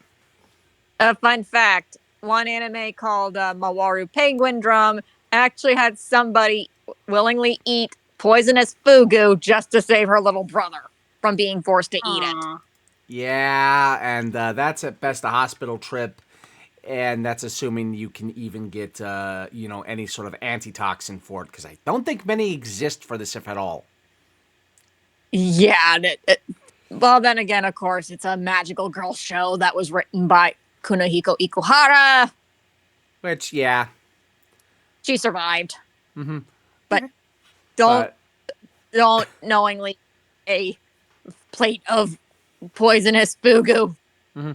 But by the way, now we're about to see why dolphins, using them to get high and or drunk, is why they're some of the most scary animals on the planet. And it's the reason why cooking a pufferfish requires a dexterity check, so you don't, hit the poison gland and get yourself deleted. Now, puffers carry this as a defense mechanism as poison accumulates in their organs and skin. Why is that important? Well, you see, I kinda lied. Dolphins don't get drunk. They get high on neurotoxin. Yeah. Pods of dolphins will bully pufferfish until they inflate, then partake in a literal puff-puff pass. By lightly squeezing the puffer in their mouth, they receive a small dose of neurotoxin, which has a narcotic effect, allowing Flipper here to trip balls before passing the unhappy basketball onto the next submarine stoner. Flipper and friends saw the deadliest neurotoxin on the planet and said, "Fuck it, let me try some of that." Yeah. Again, dolphins are kind of terrifying. Because that is their equivalent of a drum circle of hippies where they just passed a doobie around. I will admit, I have been to a few dolphin tours at SeaWorld because Floridian here. Mm-hmm. And every time I've interacted with a dolphin, they were pretty friendly. Although one of them had a tendency to splash us. The dolphins were kind of friendly at the Minnesota Zoo when they had them. They, let me put it this way. They were admittedly very trained, but no one... Part of why we lost them for a bit was because some dummy decided to get in the tank. And the dolphins reminded them that they don't tolerate bullcrap. Yeah. As much as I like to one day ride on the back of one, I've actually heard horror stories of dolphins getting frisky with humans. Yep. Okay, I won't say anything naughty then. The mantis shrimp. Ladies and gentlemen, if you don't know about this thing, you're in for a treat of insanity. Because this sucker's built ridiculously different, and it somehow has the most near illegal build on the planet for specs. This shrimp can cause explosions. My main goal is to blow up. Introducing the mantis shrimp, native to the West Indo-Pacific Ocean and possibly the coolest crustacean under the sea. Because this fluorescent armored sausage is actually a voracious, bloodthirsty predator rocking enough surveillance equipment to scare the CIA with a weapon powerful enough to surpass Metal Gear. Standing here, I realize you are just like me. Oh, wait a minute, I catch those faces in Animal Crossing. How is my character not dead? Meh. Who knows? Sorry, the mantis. It's okay. Also, I ate some food, spicy stuff. Now I'm dying. Meh. At least you didn't eat No spicy tolerance. At least you didn't eat pufferfish. The mantis shrimp is a highly effective predator, and they find and track their prey with easily the most advanced set of eyes on the planet. First off, each of these eye stalks can rotate independently like a periscope, giving them a full 360 degrees of vision. However, more importantly, they can see colours we can't. You see, the mantis shrimp's eyes contain a full 15 photoreceptor cones compared to our 3. Ladies and gentlemen, to put it simply, the 3 photoreceptor cones we have are why there is a 3-color thing in all your screens. RGB. However, it's not green for the G that we see. It's red, yellow, and blue. From there, hence the you primary. get all. Yeah, that's why they're the 3 primary colors. You get all the others from there. Heck, most of the extra weird colors are just balancing the other two ones from the main one to a certain degree.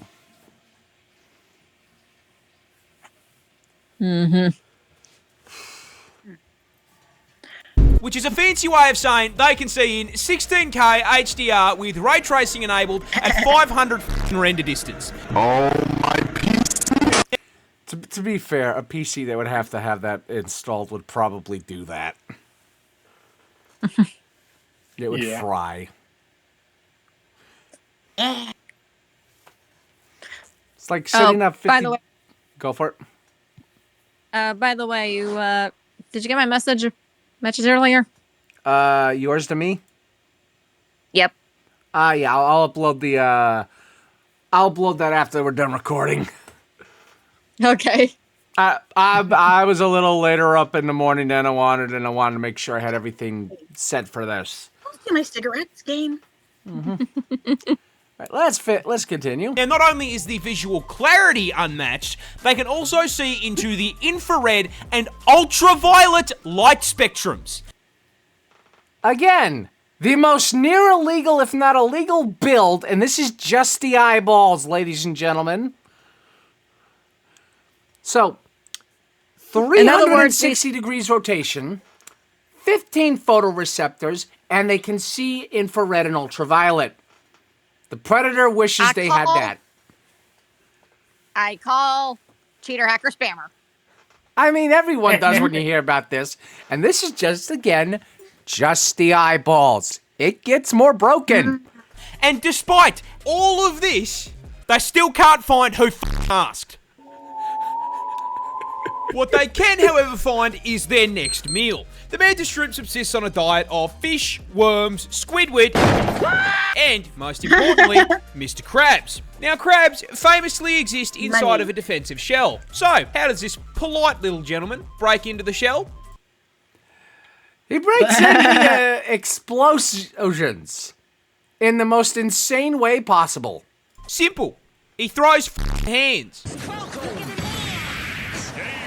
That's right, weighing in at only 90 grams and 38 centimeters in length, the mantis shrimp has a punch that produces 15,000 newtons of force. That is 176 newtons per gram. So if a human was capable of that same kind of force, a right hook from someone who weighs 80 kilo would be like getting hit in the face with 6 sticks of dynamite.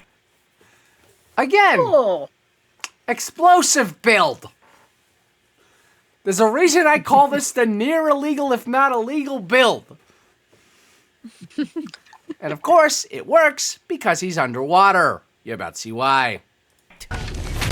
Now, to produce that force, its claw needs to be moving at 83 kilometers an hour, which is so fast it creates a vacuum in the water called a cavitation bubble, which then immediately collapses at such a speed it creates a mini-air explosion that flashbangs the target and reaches a temperature hotter than the surface of the sun. Mr. Krabs is getting f***ing disintegrated. Money. Yeah, again, money, the most potentially illegal build on the planet. And it's a short-ass shrimp. In the Indo-Pacific Ocean. Meaning, not only does Australia have to deal with this, so does a good chunk of Asia, and so, again, as the first part of it implies, does India. I suddenly understand, and on some level, every time I think of this thing, why they're so willing to scam some days. Because if you have to deal with this in your oceans, I kind of don't blame you. I'm not going to be okay with it, but I don't blame you. Also parts of Africa. This one. I selected this because this is a little bit of a flash from the recent past, and this is kind of insanity. Scientists just de-extincted a 12,000-year-old dog. Well, kinda. You see, a bioengineering company called Colossal has dedicated itself to doing what every single Jurassic Park film has told us is a bad idea. Bringing back extinct species. And recently, they made a breakthrough. They have managed to bring back the 12,000-year-old direwolf. You know those big-ass puppies from Game of Thrones that the Starks had? Yeah, those were actually a real-ass animal, alive during the late Ice Age. And the best way I can describe them to you is, basically a wolf on steroids. Not just a wolf on steroids. If I remember correctly about what direwolf sizes were, and I will say this while I'm getting up to get me a first drink, direwolves were mounts to an extent if they got big enough. In other words, as big as a horse? Yeah, almost. They were rideable. There's a reason why some people, when this was announced, were making the same line I was. Puppy, I can ride. Puppy, I can ride? Yes, because we're talking a full-grown human could ride these things potentially. They got big. Full-grown huskies are tiny next to these guys. Yeah, buddy! These things were bigger, faster, and stronger, estimated to have the highest bite force out of any canine. And in a move that I'm sure has no implications, they have managed to bring these bad boys back to life.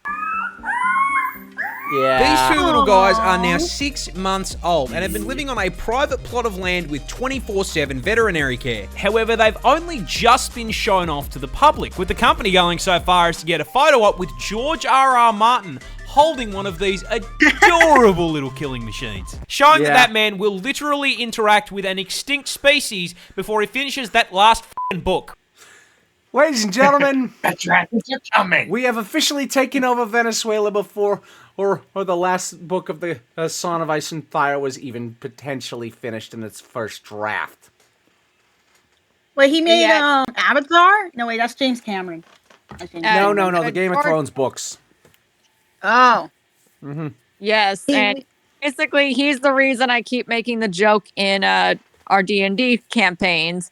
If you want your smut, read George R.R. Martin. Yes. Because I'm not describing what Anarian and Elcynthia do in their intimate life. Yeah. Oh, chicka wow wow. Wow. Yeah, if you want smart, read George R.R. Martin. If you want actual entertainment, I mean, we're passable. There was, however, one small problem. This isn't technically a direwolf. You see, by merit of them being extinct, short of specking into necromancy, you can't exactly bring them back. Which is where this guy comes in. You see, the grey wolf shares 99.5% of its genetic code with the direwolf. So, using CRISPR gene editing, they basically toss the grey wolf back into the spore creature creator, then using the code found in direwolf fossils as a build guide, juiced the out of it, boosting the size slider and putting some extra points into strength, as well as adjusting its head shape and teeth. All in all, they made a total of 20 edits to 14 genes, producing the closest thing we can get to a direwolf short of time travel. Okay, since I'm enough of a nerd to have paid attention to the first Jurassic Park movie, I feel a need to go off for a hot minute. Because this is almost exactly what they do in the first movie. Yeah. I'm not counting the most recent Jurassic World nonsense. That was retcon stupidity. No. What was done was because the DNA from the fossils was non-viable for full reconstruction, they used ostrich eggs as a base for the eggs and merged in certain toad genetics that were compatible with the dino genes, and then implanted that into the embryos of the ostrich eggs to make dinos. This is just missing a few extra. This is just like this with a few reduced steps. They literally gene-ended gray wolf embryos. You were saying? At the very least, it's a giant dog and not giant reptiles. Yeah. Yeah. Like, if you're dumb enough to bring back a T-Rex to life, my immediate response is, one, the Dragon Slayers will be resummoned, because a lot of people think that might be the same thing. Because some medieval dragons sound like they were effing Triceratops. I'm enough of a dino fan to know that. So I wouldn't be surprised if ancient dragons were somehow surviving dinosaurs.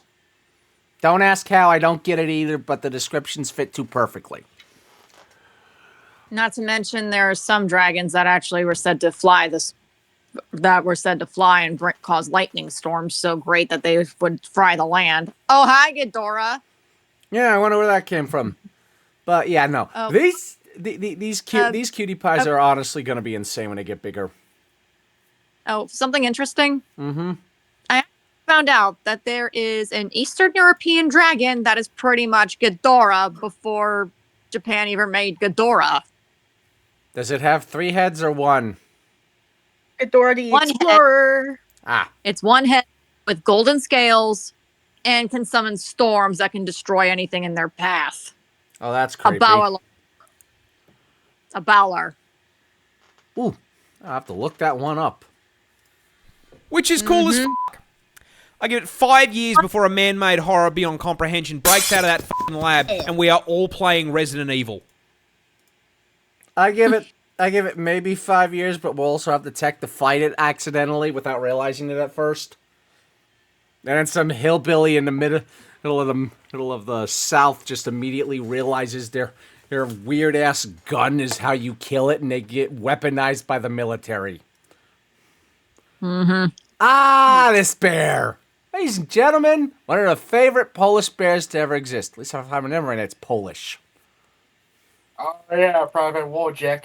Mm-hmm. This bear was actually a soldier. But how? You see, it was 1942, and the 22nd Polish Artillery Company were passing through the mountains of Iran on their way to the front lines to fight the Nazis. While passing through a town on their way, they were stopped by a young Iranian shepherd looking to trade with them for rations and a Swiss Army knife. When the Poles asked what he had to offer in return, the young shepherd produced a burlap sack containing an orphaned Syrian brown bear cub. You see, this bear's mother was shot by hunters, which is how he ended up in a low-tech Pokeball being offered as a trade deal. The Polish looked at the bear and, clearly seeing the potential for insane dad lore, said, "Damn good deal." And in the most worthwhile trade deal in history, parted ways with their supplies in exchange for a f***ing Pokemon, adopting him into their ranks and naming him Wojtek. And the 20...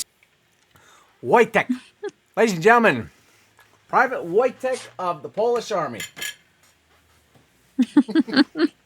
Second immediately set about raising this little man as a proper bear and soldier. Maggots! As a baby, they would feed him condensed milk out of an empty vodka bottle, as well as feeding him on the cartoon bear diet consisting of fruit, honey, and marmalade. They also appointed a soldier as his caretaker who wasted no time in showing Wojtek how to fit in with the rest of the army, teaching Yogi's little cousin to wave, salute, and even march. Yeah. In the morning. Mm-hmm. Yeah. There's a reason why when people see that and they have any Polish ancestry, they are tempted to salute. While not undergoing rigorous military training, Wojtek would hang out with the soldiers. He drank coffee with them in the morning, trained with them in the day, and when they all got shit-faced in the evening, he would f***ing wrestle with them. Do you know how much a brown bear has to love you to wrestle you? On top of double rations, they would also feed Wojtek treats in the form of beer and cigarettes. They let the bear have smoko. Eventually, Army High Command heard about this and were having absolutely f***ing none of it. Yeah. Yeah, again, the Polish were part of the Allied forces. I wouldn't be surprised if frickin' Eisenhower heard about that, was looking like, what? You see, pets were not allowed in the army, which meant Wojtek had to go. Or did he? Because the 22nd Artillery Company officially enlisted him. I'm doing my part. I'm doing my part. I'm doing my part. Imagine this. I'm now imagining a sci-fi world where part of the army is sentient bears and still roar for the heck of it. I am very tempted to start writing that just because this is... I'm sorry, I have to ask. Halson, is that a cousin of yours? Not knowing him, no, but also probably. Wojtek was given a serial number and granted the rank of private, so when confronted about the very conspicuous bear in their ranks, they simply went, "That's not a bear, that's Private Wojtek." And Wojtek took his new role very seriously, as during the Battle of Monte Cassino in 1944, Wojtek began using his bulk to transport artillery shells and ammo to soldiers engaged in combat. They had a fucking resupply bear. For his bravery, he was promoted to the rank of corporal, and the 22nd changed their insignia to a bear carrying an artillery shell. This absolute unit smoked, drank, and dropped artillery on the Nazis. Ladies and gentlemen, the most base bear in existence. A Syrian brown bear raised by Poles. Yeah.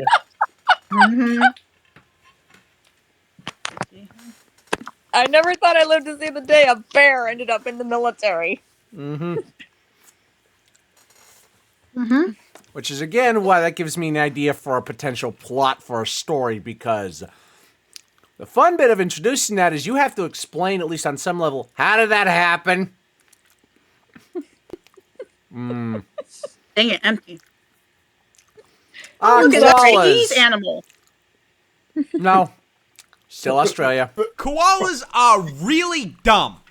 In fact, Australia's fuzzy icon is probably the dumbest thing on the planet. And that stupidity starts with their diet, because of all the things they could have chosen to eat, they chose to eat nothing but straight up poison.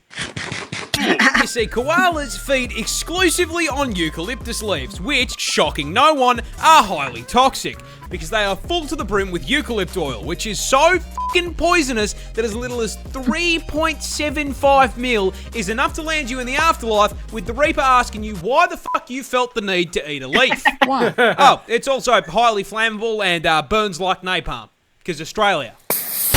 Now, despite nature putting up this giant do not eat sign, that did not stop the koala, because he can't fucking read. This suboptimal bulking diet not only gives the koala all in the way of nutrition, but also requires their body to rest to filter out the toxins so they don't fucking cark it. Meaning they need to spend upwards of 18 hours a day sleeping in order to just digest their fucking food. These dumbasses spend most of their life in a food coma.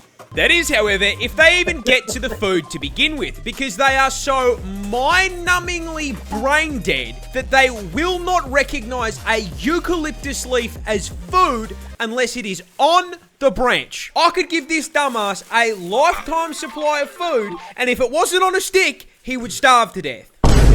It should come as no surprise to you at this point that the koala has such an esky temperature IQ that they literally have a smooth brain. The thoughts slide right off of this dumb c***. I love him. Yeah. For those wondering, yeah, that's how dumb koalas are. I put that there for one reason. You really need to see that to believe it. Would you say that that's the level of IQ as a certain simp? I give the maybe.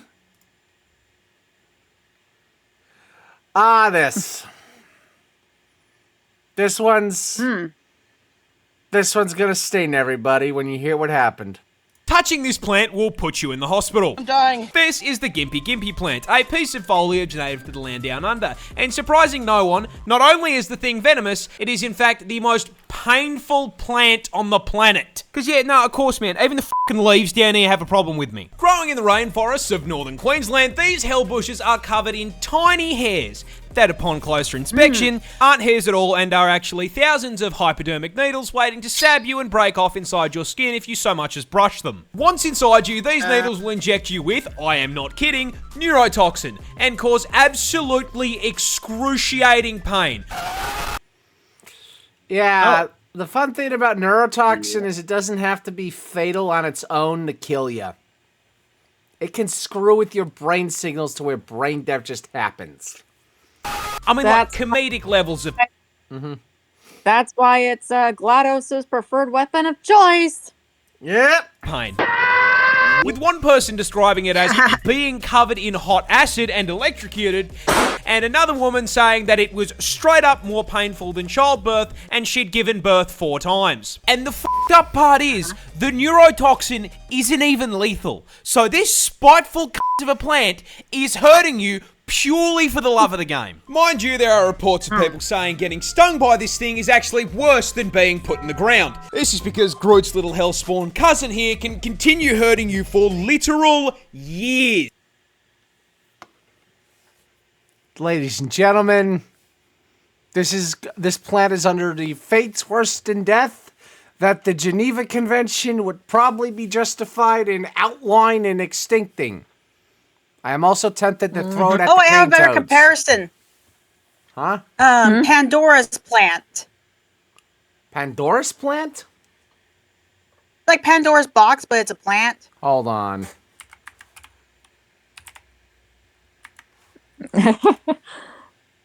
Chelsea, I think you triggered his autism.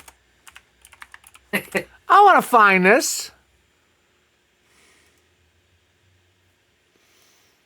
Pandoria. No, that's it.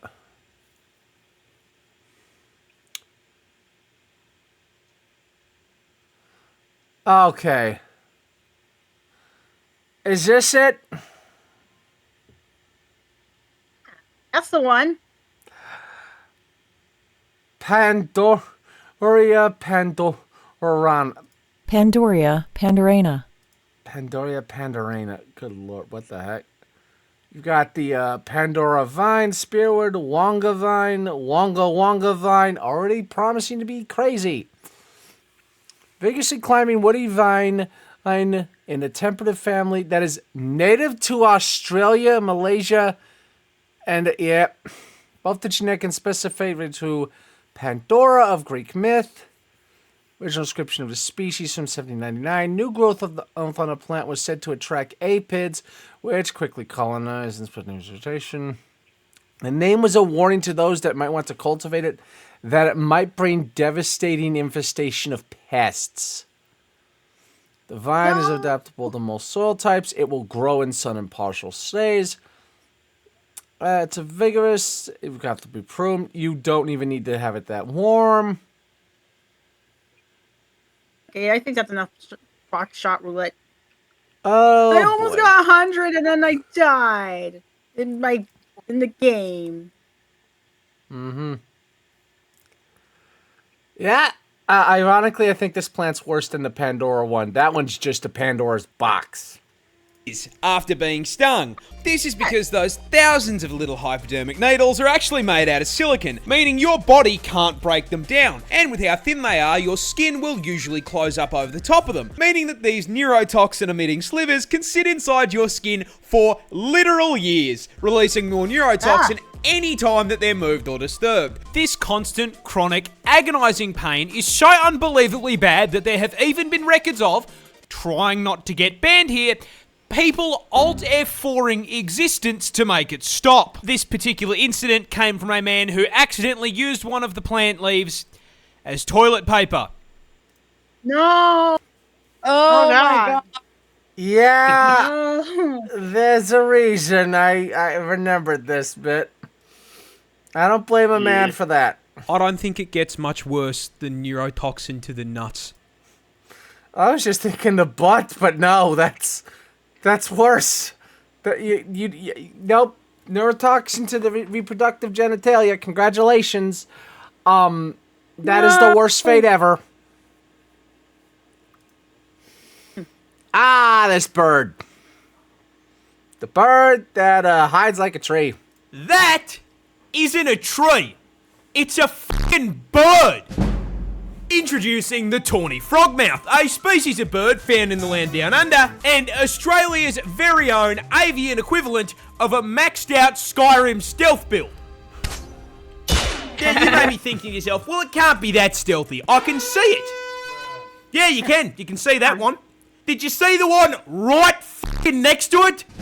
I've seen this so now, much I the did. important question is, why the fuck do these things have predator camo?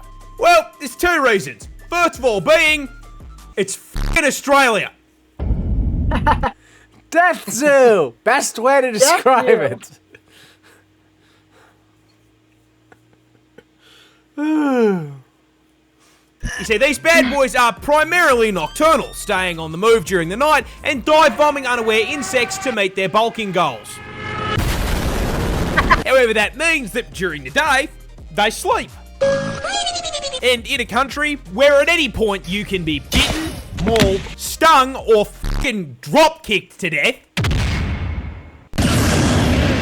laying down in the wrong spot can turn a short nap into the forever sleep. Yeah. Taco Bell. Well. So, in order to prevent themselves from becoming an item on a snake's KFC order,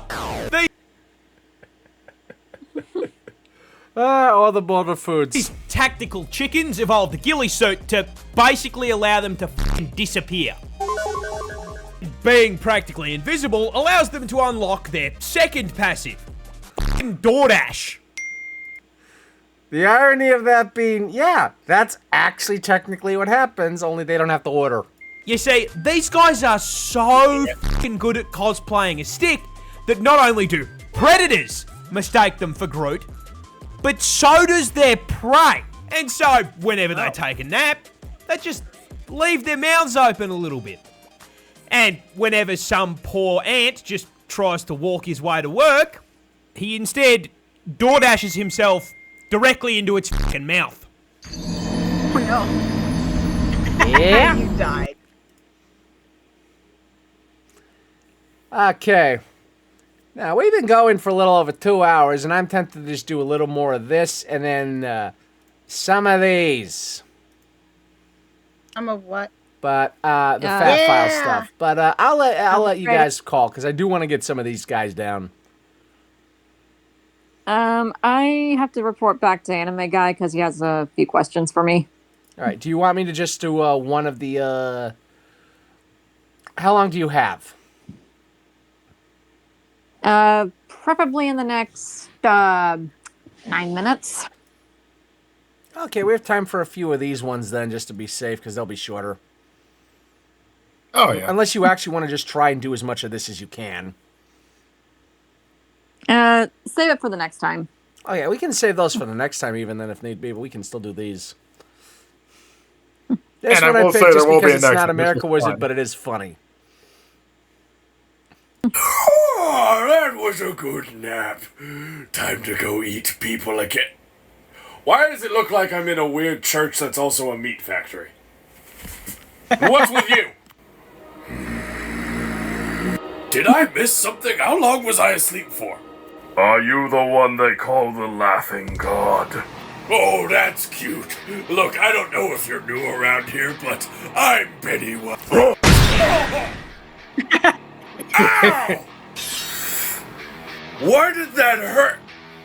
What are you doing with that? Time to repent. Wow, turning off his alarm clock to make him wake up in the 41st millennium. That's cold. He eats people. I don't give a fuck. Editing Fen here, just wanted to give a shout out to our Discord community. Discord is a fun time and they also get to see all of the behind the scenes stuff I'm working on, like this upcoming video with Normie, and they also get a bunch of shit posting fun. So you can get the Discord through the Patreon, link is in the bio. And yes, he did do a follow-up explanation. I saw a lot of comments on the Pennywise video of people saying that Pennywise just has to use the deadlights, and then he pretty much can 1v1 anything in Warhammer 40k, and I'm here to say something that you're probably not gonna like. Pennywise is closer to a low-tier demon than an actual world-ending threat. In the video, I based it that Pennywise wakes up on Holy Terra, which is Earth in the 41st millennium. That is the most secured location in all of humanity's ever-expanding and collapsing Imperium. He's not kidding. The entire planet's so heavily secured and heavily patrolled that it takes literal years to issue a request to visit. Not get approved, issue the request. You have to, in order I'm to in a hot tub. in order to get a confirmed, in order for you to get a confirmed place on Earth? Well, you have to be born on it. Born on it, or manage to impress everyone to where you just earn it. And I don't think much of anyone does that anymore because of just how much insanity they face on a regular basis. Now, let's say Pennywise was unlucky enough to wake up anywhere near Holy Terra's Holy Palace. He would be eviscerated in seconds because he would have to contend with Custodes and Sisters of Silence. Custodes can have some semblance of psychic defense, but they mainly just don't give a fuck. But Sisters of Silence are peak psychic defense. They nullify any psychic energy that is thrown near them, and Pennywise, no matter how much you want to argue, is a psychic being. And the sad truth is, even if Pennywise spawned on a planet other than Terra, he would get 1v1'd by most demons from the warp. In the present day, Pennywise is an actual genuine existential threat to modern humanity, but in the grim darkness of the future where there is only war, there are things way, way worse than Pennywise in the Milky Way. Yeah, he's not wrong. Again, Pennywise is impressive for nowadays. And that far in the future... Which one? The one that goes, ho-ha, ho-ha? Or is it the one that does a creepy dance? Both. Both, Chelsea, but the more accurate one is the one that does the creepy dance. Here's a four-parter that was insane. America Wizard finds the Winchesters. Howdy, boys! Oh, don't shoot! Who or what the hell are you? No one special, really. You could just think of me as Uncle Sam's favorite problem solver / problem child. Wait, you work for the government? Tricky question. Let's put a pin in that. I got an offer for you boys. What offer? Well, I hit up R&D and I handed over some of those angel blades and that cult that kills demons and the ammunition. Wait, what? Don't ask me how. And I may have made some new toys for you boys. Feast your eyes on this, boys. Awesome, right? Let me run it down. What we got here is a custom-made Mark 18, a custom-made 1911, custom-made Benelli M4 semi-automatic shotgun. Also, Yeah, ladies and gentlemen, those are near military level weapons, and they're being handed to the Winchesters to make all the supernatural things be very afraid. You're an American-made crank. How?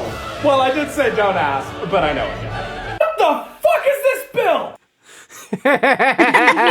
He who controls the budget is now pissed. Well, this is not canon for America Wizard. That is about how he would react to that bill because angel blades. I got angel and demon killing ammo for all these irons, and all I ask for exchange is one small thing. Hint, it's not that small and it'll get him jumped. And what's that? Oh, nothing big really. I get to borrow baby every once in a while. Anyone who knows Dean Winchesters knows you basically asked to be nuked alive. He won't let you touch baby. I'm not even a supernatural fan, and I know that. Same. Dean, let me think about it.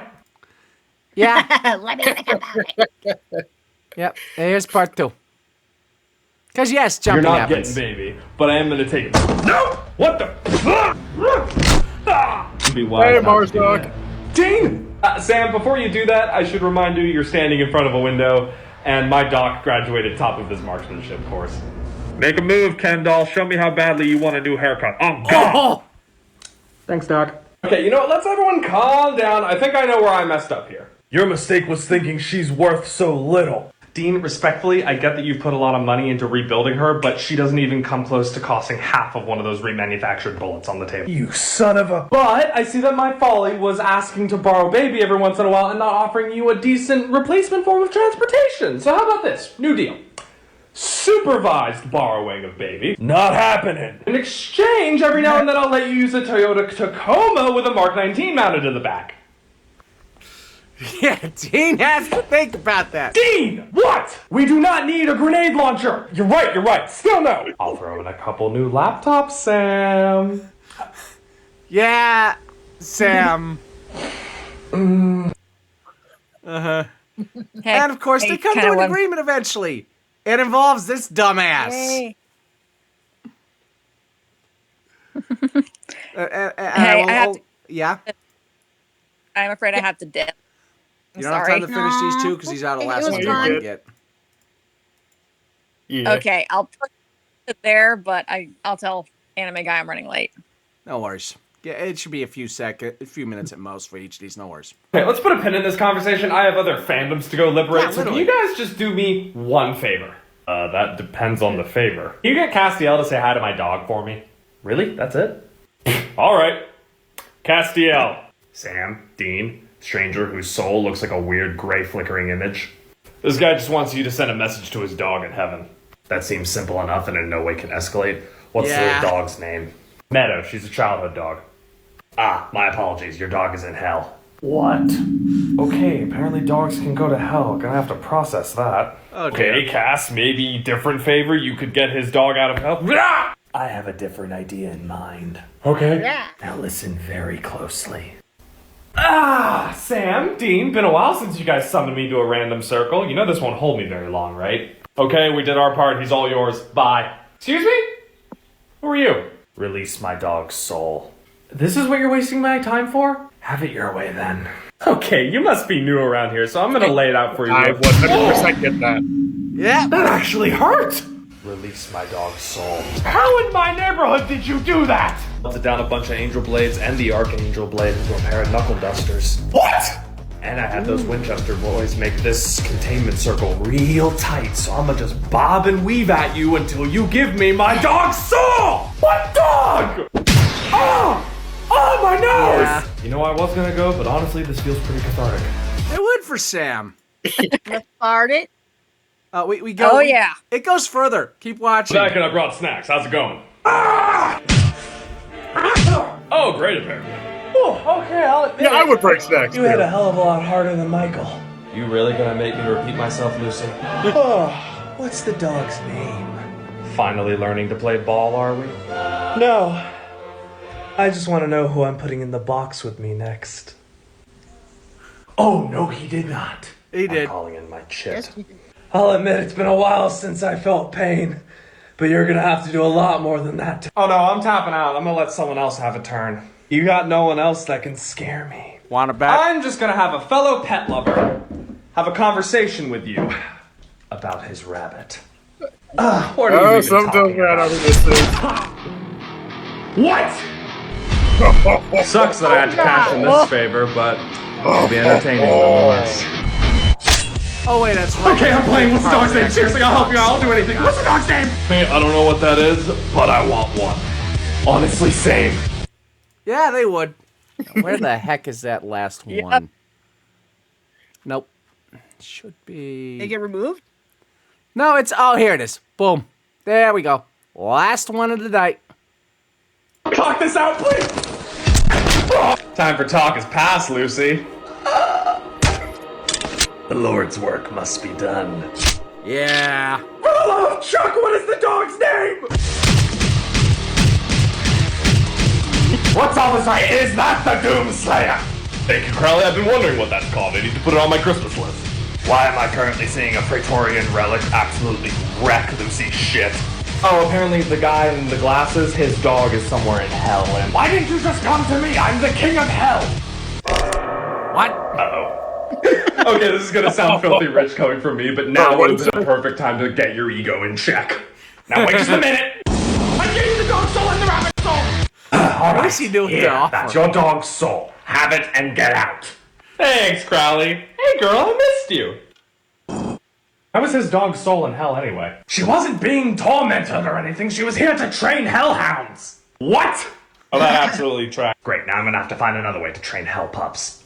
Actually, I know a pretty good dog trainer. He's Canadian. Absolutely not. I want the souls intact. Your